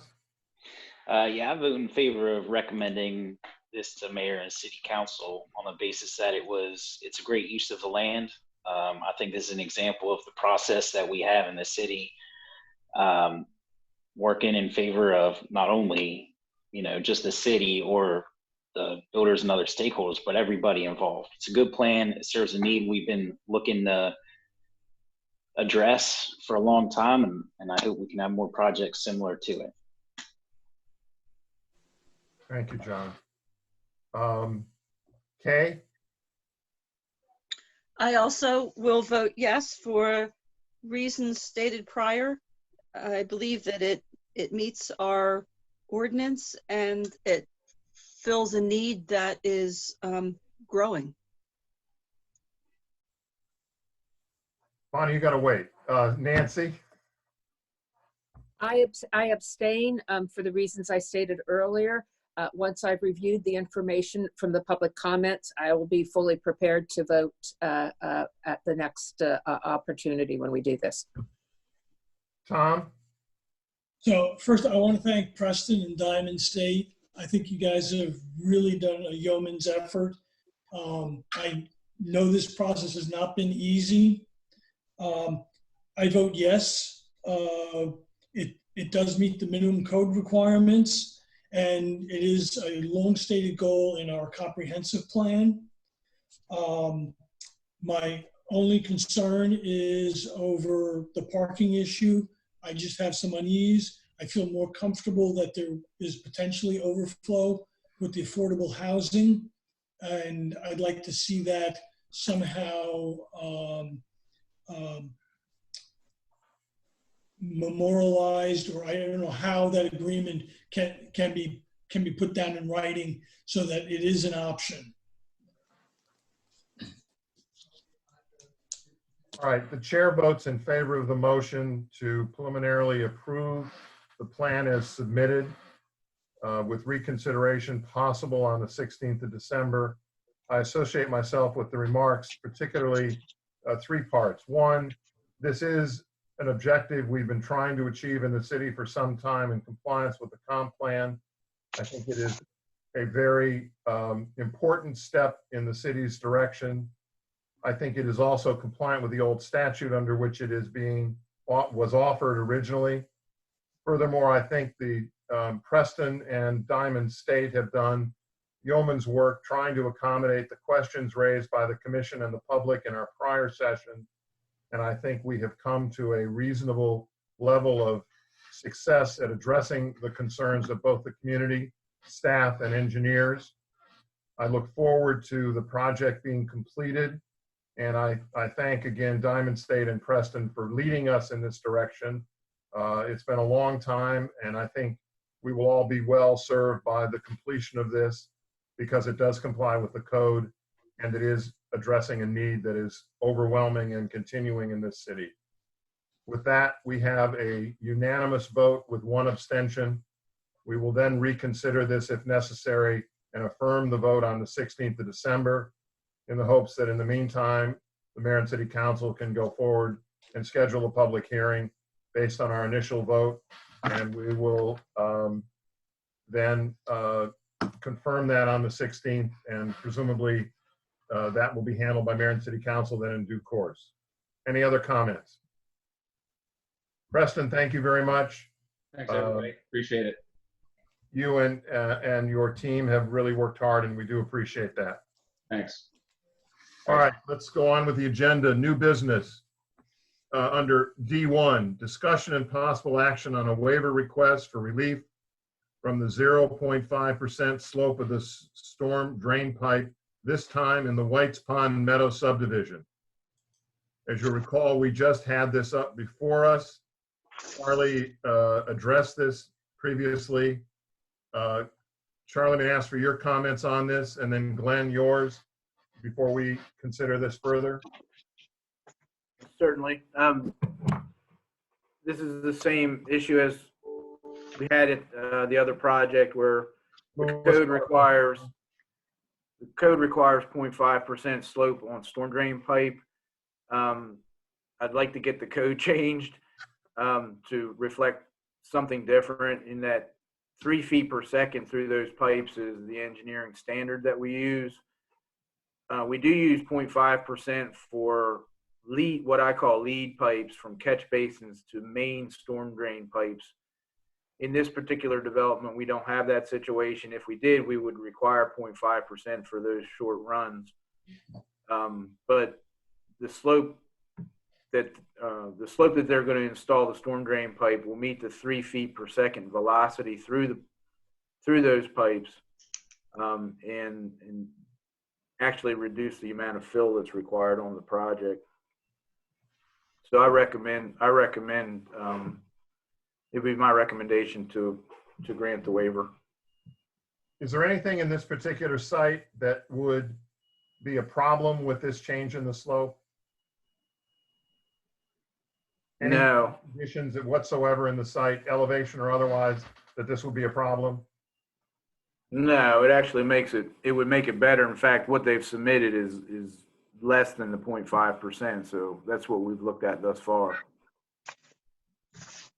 Gwen, is there any impediment legally for us to make this recommendation to Mayor and City Council? No, I don't think so, Mr. Chair. This is a waiver requirement from a Chapter 170 provision, which is the subdivision code. You have the authority under the code to grant waivers from that chapter, so I think you can move forward with it. And again, this is what we did for Lewis Waterfront Preserve just a month or two ago. Right. Janelle, do you have any other, or Anne Marie, do you have any comments on this before I ask for a motion? I do not. Don't. Do I have a motion then? I have a question. Yeah, What is the slope reduced to? What percentage of grade? I don't have the plans in front of me, but what we require, it depends on the size of the pipe, and each different diameter of pipe has a different slope to achieve the 3 feet per second velocity. So we reviewed it to make sure that it meets that standard. I don't have the exact slopes in front of me though. But Charlie, what I'm hearing you say is that slope is not the critical parameter, it's velocity. And that what we really need to do is get the code changed to indicate what the real parameter is, velocity, and just keep the slope for the lead pipes. Yes, because the slope is going to be different for every size storm drain pipe that you have, whether it's 8-inch, 10-inch, 15-inch. So you couldn't actually put a slope in there, but the 3 feet per second will cover it. Sumner, you had your hand up for a question? Yeah, I mean, Charlie may have just answered it, but I was one of the few people who managed to make the West Cedar presentation that Charlie and crew made yesterday. And I think I asked this question in that meeting. You know, in the low-lying areas, in low elevation areas, do we ever run the risk of granting this waiver when it may come back and get us at some point with sea level rise, backing water up and so on? I guess my response to that would be is that these are the pipes that are on the site that actually discharge to a stormwater management facility that has freeboard in it. All right, so it's above the pond. Yeah, Okay. and if it were ever necessary to use as storage against rise of water in some way, it wouldn't matter what the slope is at that point. The storage is what the capacity of the pipe is. It's not made for storage, but if it were to back up into those pipes, a 10-inch diameter is only going to handle so many gallons, whether it's sloped at 0.5 or 0.3. Joe? Yeah, Charlie, I think you just answered my question. I was wondering, with the lack of slope, is the pipe becoming a storage area? Do you anticipate the water just sitting in there? It would only be under like very severe storm conditions where the pond, you know, raises to a level that it can't discharge to the adjacent water body as it would under a 2 or a 10-year storm, similar to what we were talking about earlier. Maybe it would back up. You do have freeboard in those stormwater management facilities, so it would have to rise above the freeboard. and then get into the pipes. But like I just said, whether it's sloped at 0.2 or 0.5, it's got the same capacity in those pipes. And the offset of it is Maintenance on the outlet is critical then, keeping an eye on the outflow. oh yeah, that's always critical. That's always critical for these things, so that it doesn't create some kind of friction blockage at the tail end. Okay. Yeah. Summer, did you have another question? Bonnie, I'm sorry. That's okay. This isn't a question, it's just a suggestion. Since this issue has come twice in rapid succession to the Planning Commission, and since we're getting advice from Charlie that we really should revise and update this standard, I just would invite Charlie and Janelle to work on that and bring something forward to the Planning Commission to consider. If what we have isn't the right way of measuring what's needed, then let's fix it. Thank you. Anne Marie, you got that? I got it. Okay, because we got to go through you. I want to make sure we got it in the right channel. Yeah, there. well, yeah, I think, and Charlie, correct me if I'm wrong, but I think this is a pretty simple fix. Yeah, I think it's probably a 1-sentence or 2-sentence fix. Okay. It's any on the other list. Questions? Janelle, I'm sorry. It's on the list. That will be discussed as part of the action plan. Right. Any other comments or questions at the moment? If not, do I have a motion? I'll make a motion that we grant the waiver to request a storm. How's it supposed to read? You recommend approval of the elimination of the 0.5 slope, and with the fact that there will be a 3-foot velocity. Yeah, and for the I'd pipe. also, yeah, and we should definitely get this on the action plan committee for sure.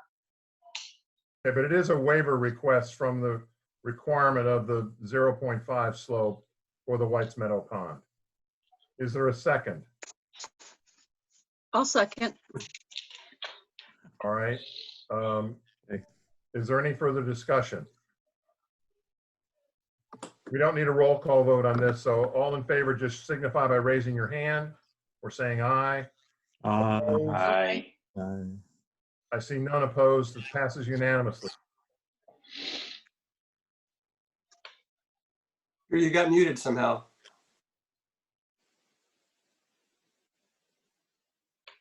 Item D2, discussion and possible action on the proposed amendment to the comprehensive plan future land use map for parcels 335-4.20-189.00 and 19000 from residential to commercial.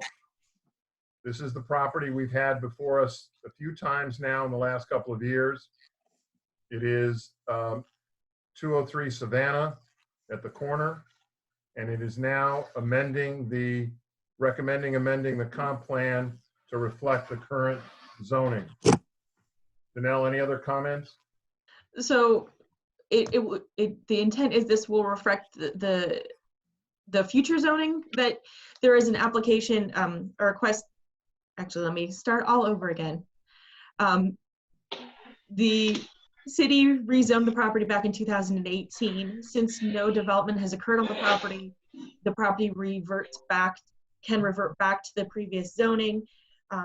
As part of this, we need to make sure that the zoning that is currently R3, that will be going back to GC, general commercial, that the land use matches. So as part of that change of zone to residential, the comp plan was amended from commercial to residential land use, and now we're just taking it all backwards from residential land use to commercial land use to match the zoning that council will be holding a public hearing on later in early next month. So this is back to the future. Yes. Right. Any discussion? Do I have a motion? Make a motion to revise. Make a motion to revise the maps back to the prior zoning of general commercial. Is there a second? So just can I clarify that we're recommending approval of the change of the future land use map in the comp plan from residential to commercial? Okay. Thank you. Okay, Is not a there- problem. I just want to make sure. I'll second. Bob seconds, thank you. Any further discussion? Hearing or seeing none, all in favor signify by raising your hand and saying aye or whatever so we can count. Unanimous? All right, thank you. Moving on to paragraph or items E1, which is the action plan subcommittee. Kay, I'll turn to you, please. All right, thank you. So our action plan subcommittee is John, Joe, Nancy, and me. And Janelle has been guiding through gathering up our thoughts on future actions for the Planning Commission to take. So what you have before you is a chart divided into different categories. And you'll notice it's responsibility, difficulty, time frame, status, consultant, yes, no, origin, and ranking. So what we were hoping everyone could take some time between now and close of business on December 4th. See what you think about our ideas here, what you think about our ranking. Any changes that you have, get to us by close of business December 4th. Then we're going to meet again on the 8th, incorporate all revisions, and then present to the Planning Commission at the December 16th meeting, with the hope that what we present then can be forwarded to Mayor and Council, because then they will need to study the ideas, hopefully have just a few amendments, approve it, and then we'll have our marching orders for next year, and probably the year beyond that. What we ended up doing, the ranking was kind of difficult. So we blended our ideas. If there was nothing we weren't terribly wed to, low, medium, and high. Some things we were sort of medium high, medium low. So we are certainly open to ideas, but I mean, the two things we talked about tonight are in here. So we've been trying to be pretty careful to get everything that we've been talking about. The slope of that pipe is in here. If it's taken care of before then, we'll just take it out. And you'll see we tried to be pretty comprehensive with this. And I'm very grateful to Janelle for thrashing this into a chart, because we all just gave her huge screeds of ideas and she turned it into this very workable product. Does anybody have any questions right off the bat? Well, the one thing, Kay, that we dropped several years ago was the rewriting of the Marine Commercial District. Yes. We've done all of that effort of surveys and of course then events overtook us. Oh, it is on there. I'm sorry. That's okay. It's on there at the last page. It takes, I mean, unfortunately, I know it's holidays and COVID and everything else. But if everybody could sort of kind of have ideas in your mind like that, and then just double check to make sure that we did include it. We really tried to go back we went back through minutes, scribbled notes, stuck in an envelope of things that are a mess. So that have been tripping us up, and really tried to include everything we possibly could. Okay, thank you. I want to thank the subcommittee and Janelle for their comprehensive effort and presentation. Janelle, I'm wondering, are your charts Excel, or are they just Word, or what are they? Are they manipulatable? This is an Excel file. I can email it to everyone. Currently, what's on screen is just a PDF. I'm wondering if you can reorganize it in the sense of, in the categories that are listed, if you can rank them, if you can list them by rank, starting with highest to lowest in each of the categories. I think that'll be helpful to us and to Mayor and City Council eventually. And in addition to making sure we've covered everything, it'll more clearly point out the high and low range that we're looking at. Any other comments? Sumner? So I just want to confirm, the yellow means that there was sort of consensus on the ranking. Is that what that means? Yes, that has since been updated because now there's consensus from the subcommittee on all of these. But at that time, what I had gotten was consensus based on the people giving me information that everybody agreed to that item. If you're not talking, can you please open the screen? We're getting.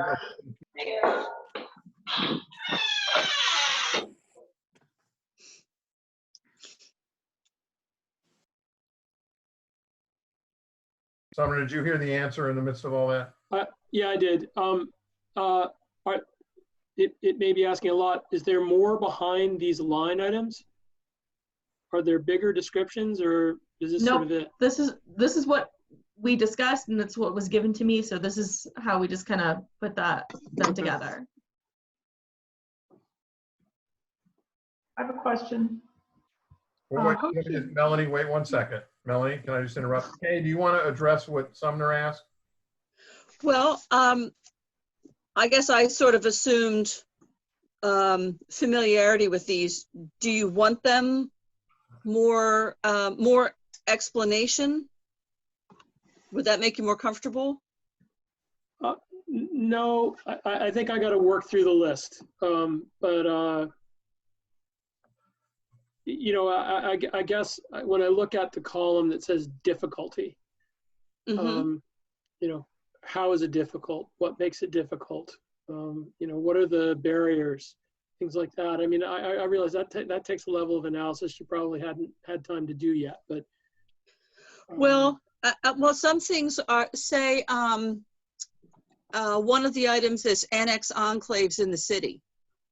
Like, theoretically, by the process is simple, but it's not just property, it's people. And it's a much larger issue than that. So that's why it's difficult. And some of the things are kind of the opposite. There's not really a mechanism, but if there were, it would be a simpler thing. So it's not, none of these are the same in both difficulty or process. So that was why I asked, is so that we all are on the same page about what it is that makes it difficult or not. To the extent that those of you who put the list together are sharing what sort of notes go along with this particular item, I just find think that would be useful, but maybe I'm asking for too much. Well, I think that is a pretty big ask, considering basically this tangled web we were trying to sort through and sift. And we do have time, and there's a long process. And I think for some of the items, we're probably able to provide more insight. You know, but some of these came from various sources within the city, comp plan, Janelle's presentation, and some other things. So it was just kind of a daunting task to start with, considering the reach of the project and what it aims to achieve. And I think as we progress through this, we'll get more details on what is actually needed in each of these topics as the committee progresses through, because this isn't going to be done. Wow. It's going to be a while, I think. So still got a lot more work to do on it. One thing that comes to mind is sort of commonalities in terms of opportunities or barriers across some of these. Maybe they're already factored into this list. As you start to refine this, as we all do, it seems to me, you know, there's an opportunity to put a couple of them together when 2/3 of their completion relies on some task that also can be shared and will benefit several other items. Such as? Well, I don't know. I'm just thinking generically. I just didn't know if you had there's going to be overlap. Specific, you know. Sorry? I didn't know if you had a specific example you wanted to point out, or. No, I don't have a specific one. I'm just imagining with the list as big and broad as it is, that there's opportunity for, we'll say, synergy here. Okay. I understand your point. I think ultimately this will go to Mayor and City Council for their approval, and I suspect there will be questions at that level and beyond as we go through this to flesh out some of the rankings or other issues. I would suggest over the next couple of weeks, as Kay has requested, if you individually have questions, please raise them with Janelle to see if they can help answer, if she can help answer how the ranking or the other issue, degree of difficulty, whatever was achieved. You can also individually speak to Kay. We cannot have a group conversation, however, seriatim or individually. So one-offs with Janelle is fine anytime, but Kay, you've got to be careful that just one of you at a time talk to her. Yes. And I think if we get the list of priorities ranked, I suspect we can flesh out some of the higher priority ones a little bit more before it goes to mayor and city council, which I suspect, and I'm looking at our council member, ex officio member, to suggest that she probably would want that anyway. Yeah, and a lot of these are, I think, are going to end up falling in the medium category that we're going to have to revise to either low or high. I think we might have to put a little more focus on some of those bigger projects as well. Joe, did I see a question? Yeah, Drew, I just want to be sure you're looking for public input too on this. It's not just on the planning commission, correct? We'll always take public input, but we hadn't specifically put a time frame on it. But yes, we'll take public input, obviously. Okay. I just want to be sure. Okay, thank you. One other question. Sure, Sumner. On the time frame, do you guys, what is short, what is medium, what does long mean? I'm just curious what you guys were, how you were setting that up. I think we were sort of trying to set ourselves up for some, to have a blend of items that were low-hanging fruit that we could move along. Well, slope of the stormwater pipe. It's that kind of thing we can move along pretty quickly, actually feel some beginning to end accomplishment and get some positive feeling about that. And some of these items, if they are agreed upon, are maybe, I don't know, 2 years to figure out, are we doing this or are we not, or what does it look like? So we thought if there were a blend of items, it's a more achievable goal than if they're all terrifying, we're not going to get anywhere and we're just going to feel defeated. And this gives people a chance, if their subcommittee gets to a point where their project is now out of their hands, they can maybe tackle something, those members can tackle something off this list and get it done, and then return to other projects, because we thought it would be useful and helpful so that everybody is working on everything and everybody has something that's their contribution, and it gets us to a goal in an organized fashion. I guess that was sort of our, it's not scientific, it's just, we look at it and just say, okay, create floodplain setbacks. Don't know. That, but that's not going to happen in 2 months. It could happen, but that's maybe a 9-month project. So that was our intent, was just to kind of be realistic and have items of different degrees of difficulty and time. One of the other differentiations, some that I see in the list, is there are those standalone items, not to beat a dead horse, like the pipe slope that we just addressed. But there are those other items that are going to require formal public hearings. They require a lot more comprehensive consideration by the Planning Commission and ultimately by the Mayor and City Council.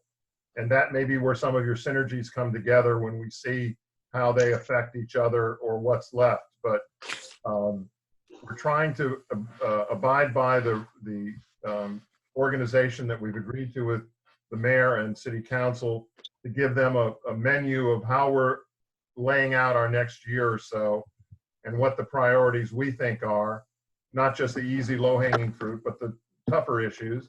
And given the subcommittees we've got and the effort you're all putting into those, I think we're equipped to handle these, as Kay is saying, somewhat simultaneously as we get the plan approved. And I'm very encouraged by the interest you all have given and by the efforts you've all made on your subcommittees, on the action plan, And I think Mayor and City Council will be equally appreciative and responsive to the notion that there's much to be done, but that we're going to get to the city's business sooner than later because we're organized, we're dedicated, and we have some resources to get us there.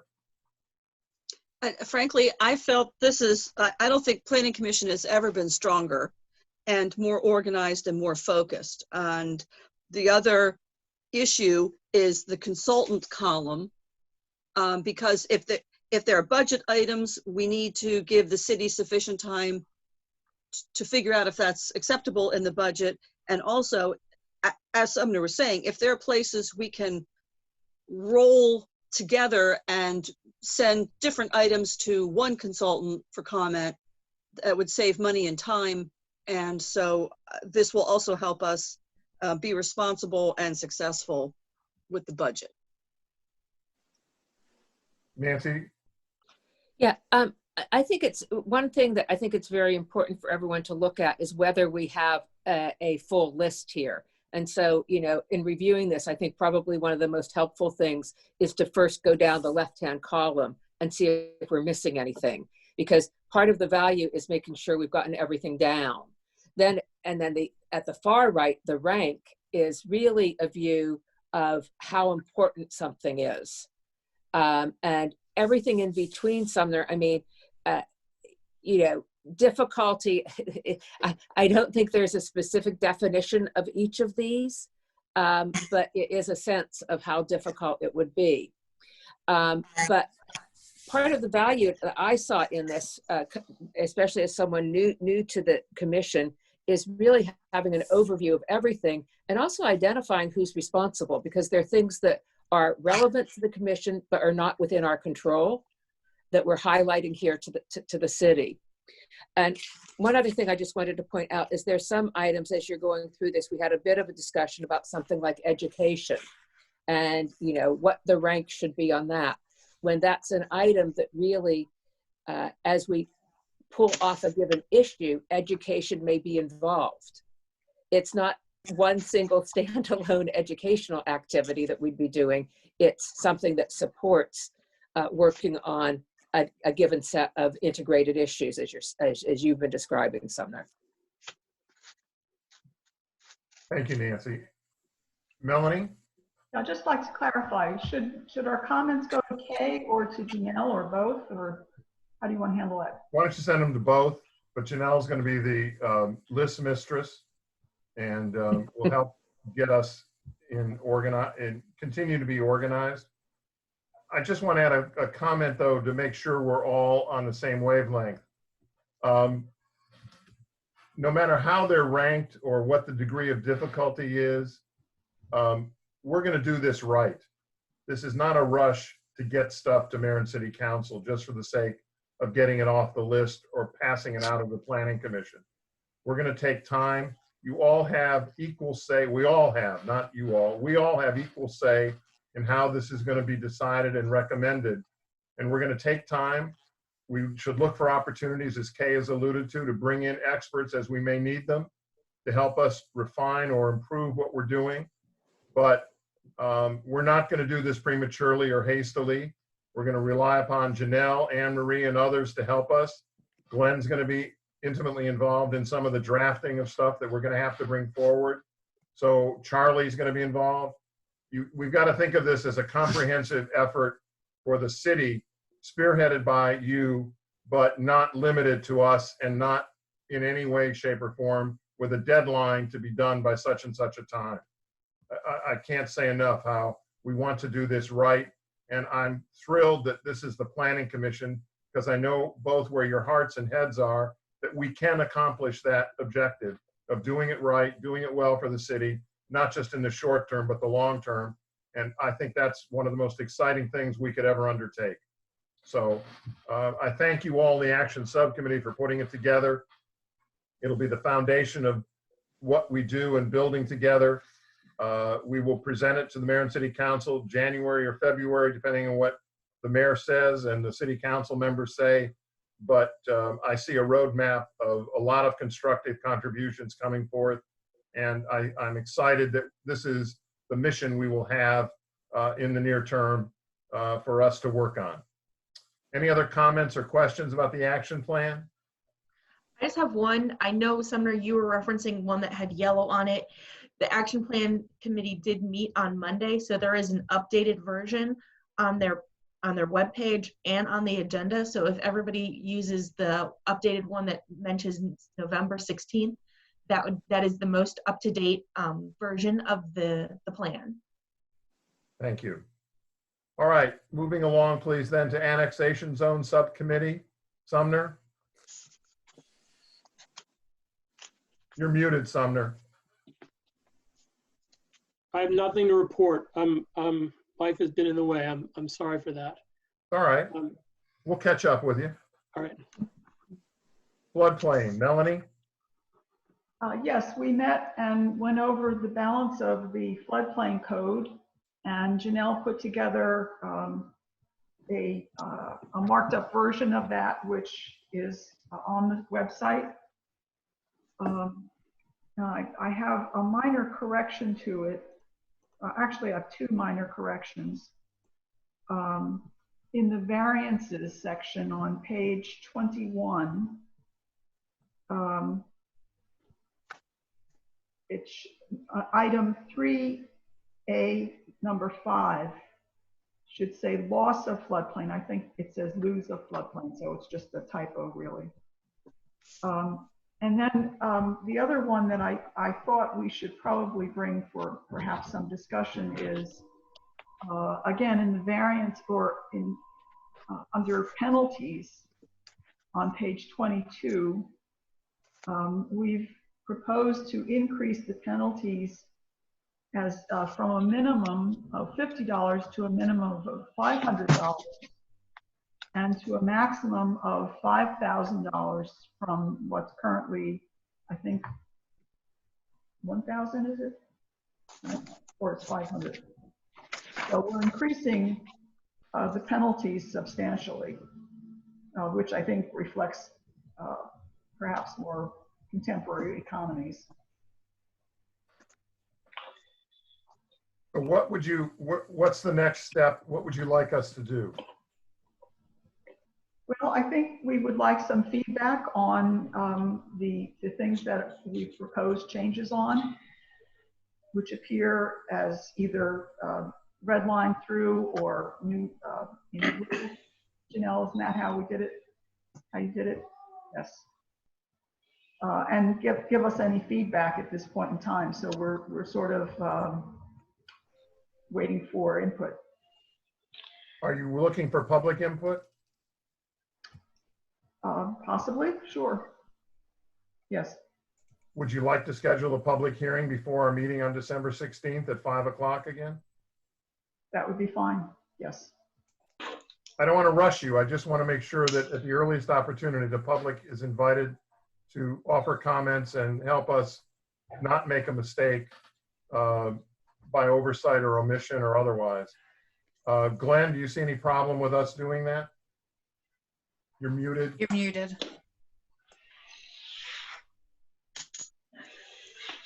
Sorry about that. I don't see any problem with that process. I did want to comment briefly on the penalties, just because it's a little bit out of line with some of the other municipalities, at least in southern Delaware. Interestingly, Lewis's charter, I don't think, puts a cap on what fines the city can impose. Most charters do. Henlope, for example, is a $1,000 maximum. Rehoboth Beach is a $500 maximum. So 5,000 is quite a bit more than I see. So I'm going to check to make sure that I'm right, that Lewis doesn't have a cap on fines it can impose. I just want to let you all know that that's quite a bit higher than what we typically see in municipal fines. I think it does have a cap, Glenn. I think it's $500. I'm going on memory, but I think there is a cap in someplace. Let me look for it. It's either in the charter or in the general provisions section. I'll find it. So I know when we redid the code, that was one of the questions from the code company was why were our fines so low? So take a look and make sure I'm remembering correctly. That's coming. The other thing I would add about the penalties is that Councilperson Morgan was in the process of working on a more comprehensive look at the penalties, because the penalties in this section are very much in line with penalties in other sections. So I think he was looking at revamping the entire penalties provisions. That's right. All right, is there any objection to our, let me stop myself. Janelle, is there any reason we can't proceed on the 16th at 5 o'clock with a, assuming the commission agrees, with a public hearing on these proposed changes? That should be fine. All right, I guess I'll ask it this way. Are you available for a public hearing on the 16th at 5 o'clock? Is there anybody not available? Seeing none. Then without objection, I'm going to ask that we schedule a public hearing on these proposed floodplain code amendments at 5 o'clock on the 16th of December, the beginning of our next meeting. And then we'll have it also on the agenda. While we won't resolve it then, we'll have it on the agenda for the 16th regular meeting. All right, hearing no objection, that's how we'll proceed. We'll look for input from Glenn and others. If we have any comments in between now and then, please feed them to Melanie and Janelle, and hopefully we'll be able to invite and receive public comment on this at that time. That'll also be after the water workshop, so we may have other benefits from that that would contribute to this by the 16th. Tom, I know you've got a little time constraint tonight. You want to talk about sea level rise, please? Yeah, I'm good for another 45 minutes. But really no major updates since last meeting. Next week, I'm expecting that all the participants will submit their material. So at that point, Janelle, we can go over it and see if there's any editorial or other things that we'd like for them to change. But you know, I'd ask for them by next Monday, and everyone seems to be working on them. Other than that, I see Janelle has posted it on the city website with a TBD, and that's about it. Okay, so definitively though, it is December 1st at 6 o'clock? December 1st at 6 o'clock, yes, I'm sorry. Yeah, I just make sure everybody's aware. And that unfortunately is another Zoom meeting. But that's the best we can do, folks, obviously, for quite some time. Thank you, Tom and Janelle, for pulling this together. It's an important workshop as far as I'm concerned, because it's going to bring in a variety of experts who are going to hopefully focus on Lewis, less on theory, more on Lewis, and give us some guidance, floodplain and otherwise, going forward. Probably just give sea level rise a lot more work, Tom. All right, wetlands buffer. Wetlands buffer. We have picked up another subject, and that is a referral from Mayor and City Council about proposed changes with the excellent recharge area of the source water protection overlay section of the zoning code. I'll be frank, I need to get up to speed on this subject, and I think all of us do. And then we will schedule our meeting, and that should dovetail with, since we're also action plan, with us finishing the action plan, knock wood, and then we can start in on this one. And so I don't know whether we'll be able to meet in December, but certainly January. Great. I hope that's speedy enough. I mean, just realistically speaking, I need to get into the details of this. Well, there are a few other events that are going to intervene for all of us over the rest of the next month and a half. Yeah. So Yes. you've got a lot on your plate, and I appreciate your picking up that other subject. Certainly. Can I volunteer to help out with that? When I worked at EPA, I worked in the groundwater protection program, whose job it was to promulgate and assist the states in developing source water protection programs. I'd be happy to work with you. Thank you. You needn't say more. Much If you appreciated. volunteer, you're in. Absolutely. Thank you. All right, we're going to look now for reports from our city solicitor. Glenn, anything to bring us up to date on? Well, first on the fines we were just talking about, it is capped at $500. Section 29-27 of the charter caps it at $500. So that's a revision we'll need to make to the floodplain revisions. Otherwise, we've got, I think some of you have been following the Jones Farm purchase. It's a joint purchase between BPW, the city, and the county. This is on the corner of Kings Highway and Clay. That is set to go to settlement this Monday, the 23rd. So it looks like that's going to be done, an important project for a number of reasons. One, it's on one of the main corridors into the city, but another, it helps immensely with the protection of the wellheads. So that's happening, it looks like Monday, a good outcome. That's great. And it's great that the 3 units cooperated to bring that about. For sure. All right, our city manager. I guess the main thing that I would say is that we are likely to have an increased number of staff working remotely, as we're expecting a combination of, if you look at the charts from COVID cases in Canada after their Thanksgiving, there was a major spike. So, we're preparing for that, but we have some employees who have requested to work remotely to limit their risk. So we are going to be working, full staff, but maybe not all the people in the office. So, but we're still all there. We currently have a number, I think 10 people in the city are quarantining either due to a positive test or exposure due to somebody with a positive test. So, I think this is kind of going to be our foreseeable future. Fortunately. Bonnie, did you have any other input from the mayor and city council or yourself that you'd like to share? Well, quickly, just to echo what Anne Marie just said, I'm sure everybody else's phone lit up as mine did. We now have 250,000 Americans have died of COVID. I mean, it's stunning. Just a couple quick things.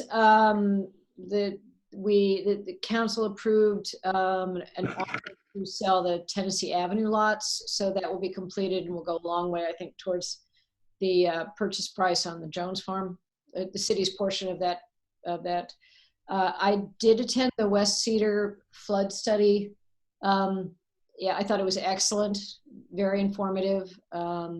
The inundation maps are always terrifying, but I thought it was a very good study, and I want to thank Charlie and his colleagues because I learned a lot watching it. At our meeting, we had an interesting presentation and kind of additional information provided on the possibility that tankers full of liquefied natural gas are going to be passing through or past Lewis out in the bay. And someone representing a coalition, I guess it is, opposed to this, made a presentation. 2 riverboat pilot or 2 bay pilots also provided information about their work in dealing with hazardous materials, although not liquefied natural gas. So it was a very interesting presentation. And finally, all of the work done by this commission on the 5G came before council, and your recommendations were adopted. Thank you for all of your work on that. Thanks, Bonnie, very much. Thank you. Joe, liaison with H Park, do you have any updates for us? Yeah, we had the cancellation of the November meeting and just recently cancellation of December because there's no applicants. But I did have a perk, and the name is correct in here, but courtesy of the city budget, we are now being educated in restoring historic homes. I have a good reference book, about 5 pounds worth. So it's on my plate for reading. So. And morning exercise, raising and lowering. Yeah, totally. Worth it. All right. Thank you. Mel, is there anything else? Drew, can I have one reclama here? Sorry? Can I have one? I forgot one thing. I want to apologize in advance. I'm going to be out of town for the December 1st water workshop. I'll be in New Hampshire, so My apologies, I will not be able to attend or to listen in. So best of luck with it. I'm sure it's going to be a wonderful presentation.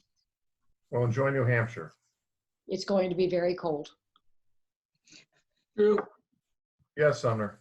You know, I've been thinking about just the nature of COVID and Zoom meetings and so on. I think I've made comments about it in the past. Watching the way the public hearing went earlier, it made me wonder, you know, if we have a sense of how well public hearings, you know, whether they're working as well, if there are modifications that we need to be making in terms of the way we sort of front load information for the hearings.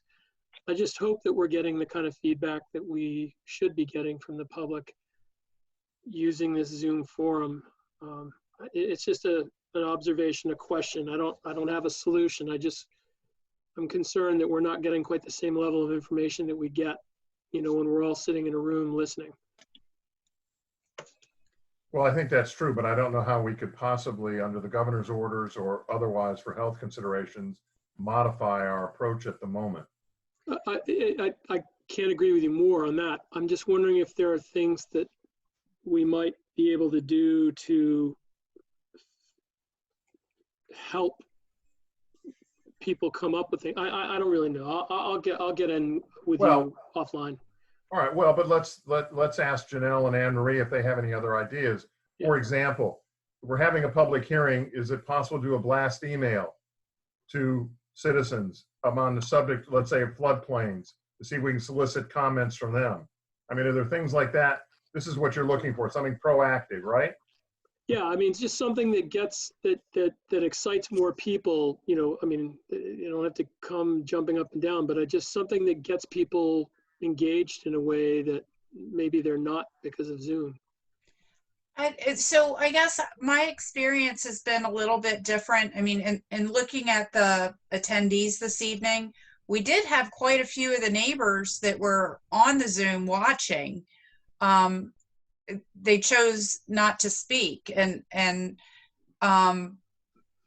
you know, I don't know if that's because they were just wanting to listen to see how things were changed, or that they didn't have any major comments. I know in some of the other public hearings we have had before mayor and council, we have had people speak. I mean, Deputy Mayor Osler, would you agree with that observation? And we've had, I mean, there was one meeting where we had close to 100 people on the Zoom. One of the comments I've heard is that it's made it more accessible.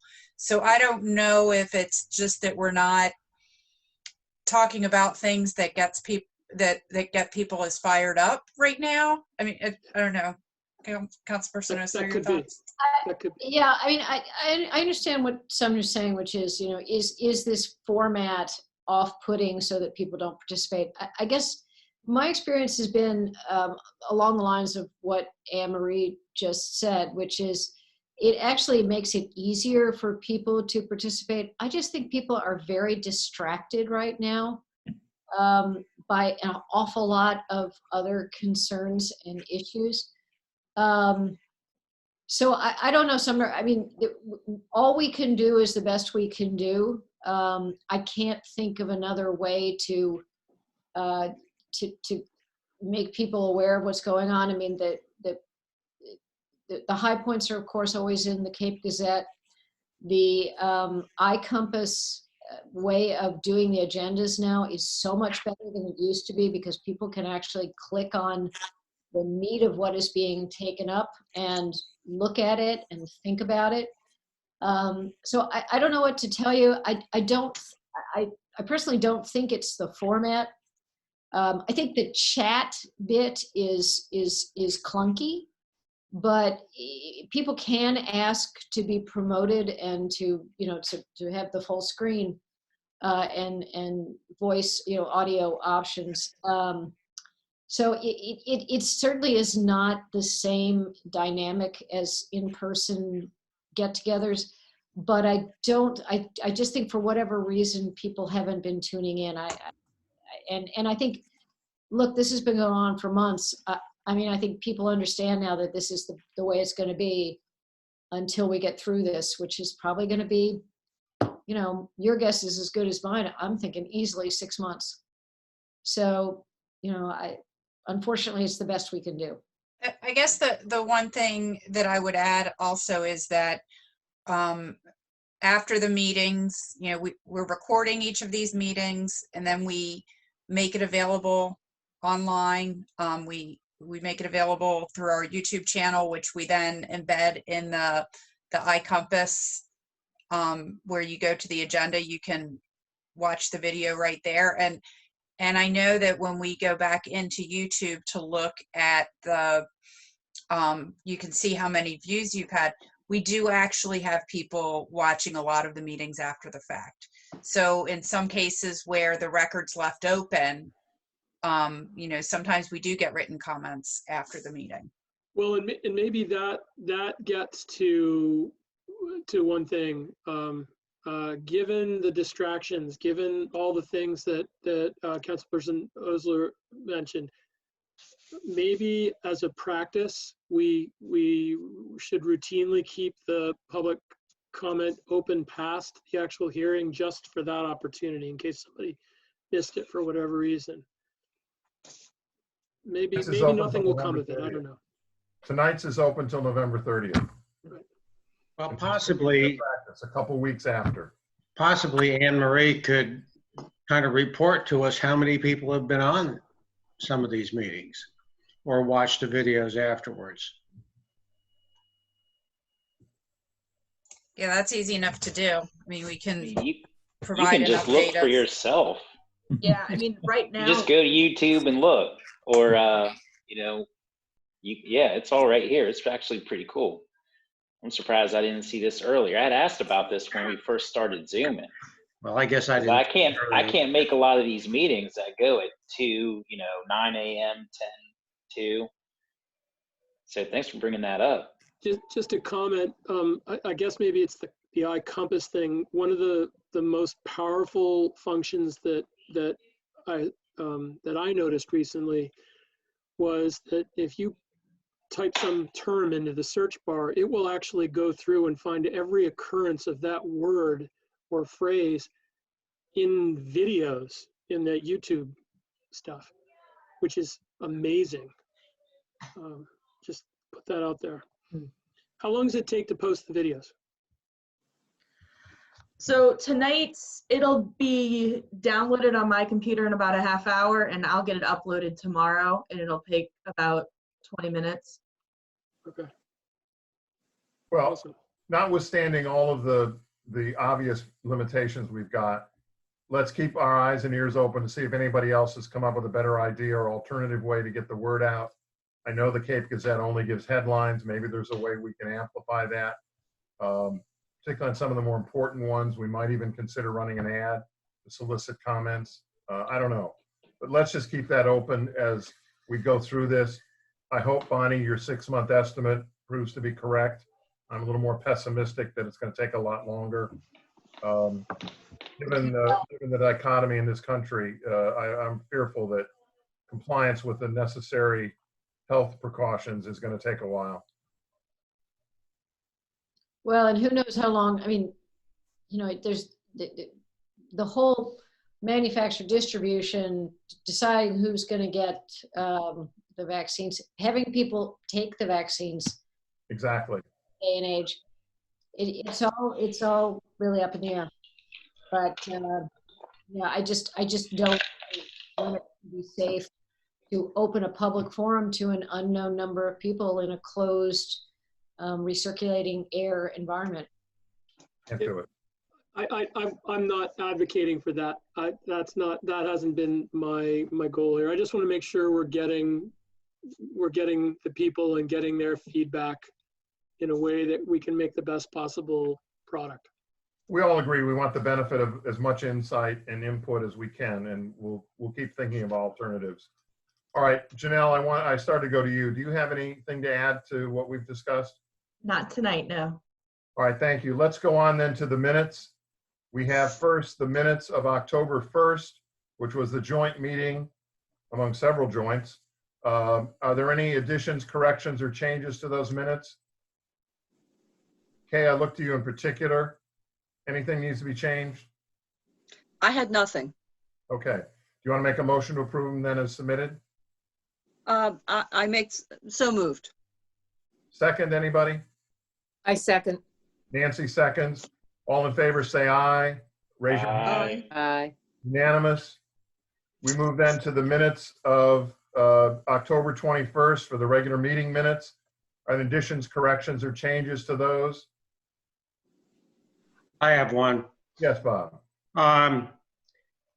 There's a line in there that says, Mr. Heffernan stated maps are needed to show more definition and explain the colors. I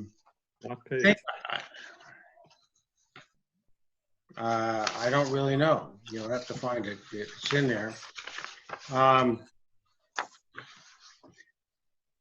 My comments were three parts. The graphs did not include names, sources, or what and the legends did not include what they said. And Page 4, down below the middle of page 4, Mr. Heffron stated. Page 4 of 7. So that part of the presentation really was not very factual or scientific. And I would recommend that in the paragraph before, there are 5 points in the minutes, bullet points that Janelle made, that they be stricken because they really have no attribution to anything of a factual nature. I don't know that you can strike something because it was actually part of the meeting and the minutes are a reflection of the meeting. Okay, then I would add that that part of the presentation had no attribution to sources mentioned. Glenn, is it possible for him to either move to strike or just simply to amend? Well, the minutes are actually owned. They're your minutes that you can approve. However, it's the minute taker that has to be comfortable that that is what actually occurred at the meeting. If you change the minutes, it has to be the minute taker who is comfortable that that is what occurred. So, you know, another option is for a motion to be made for a footnote. I was just getting a call and it comes through my iPad. Can you hear me okay? Yes, now we can. Another option is for a motion to be made that a footnote be included as not part of the official minutes, but as a comment by a member, and here's the comment. So you can put an annotation on minutes that is the Planning Commission's annotation, not the minute taker's annotation. Well, Bob could amend his comment that's reflected in the minutes if he disagrees with the synopsis that's recorded, because he said he made 3 points, correct? Right. You can make a motion to amend the minutes to clarify the points he wrote or made at that time. Correct. I'll make that motion. My motion would be to amend the minutes by saying the maps presented are not included in the report that was cited as its source. The graph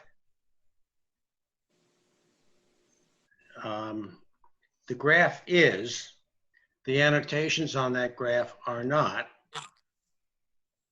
and the maps are not included in that report. There is no indication of what the legends or colors are intended to indicate or dates that they might be indicating. I'll stop there. All right, so you're moving to amend the minutes to reflect those comments of yours. Yes.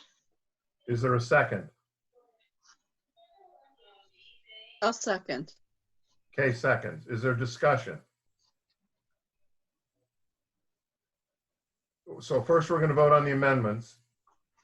And we're going to have to show our hands because we may have a divided vote here. All in favor of the amendment to the minutes as proposed by Bob and seconded by Kay, raise your hand. So it is unanimous. Therefore, Bob, are you making a motion now to approve the minutes as amended? I'll make a motion to approve the minutes as amended. Is there a second? Second. I couldn't hear. Who was it? Melanie. Melanie, thank you. Sorry. Any further discussion? All in favor, say aye. Aye. Unanimous. Do I have the famous motion to adjourn? So move. Melanie jumps in. All right, Kay seconds. All in favor, say aye. Aye. Thank you all very much. Unanimous. Appreciate all your effort and your input. Look forward to talking to you again soon. Stay safe and stay Thank you, healthy. everyone. Okay. Good night. Night. Night.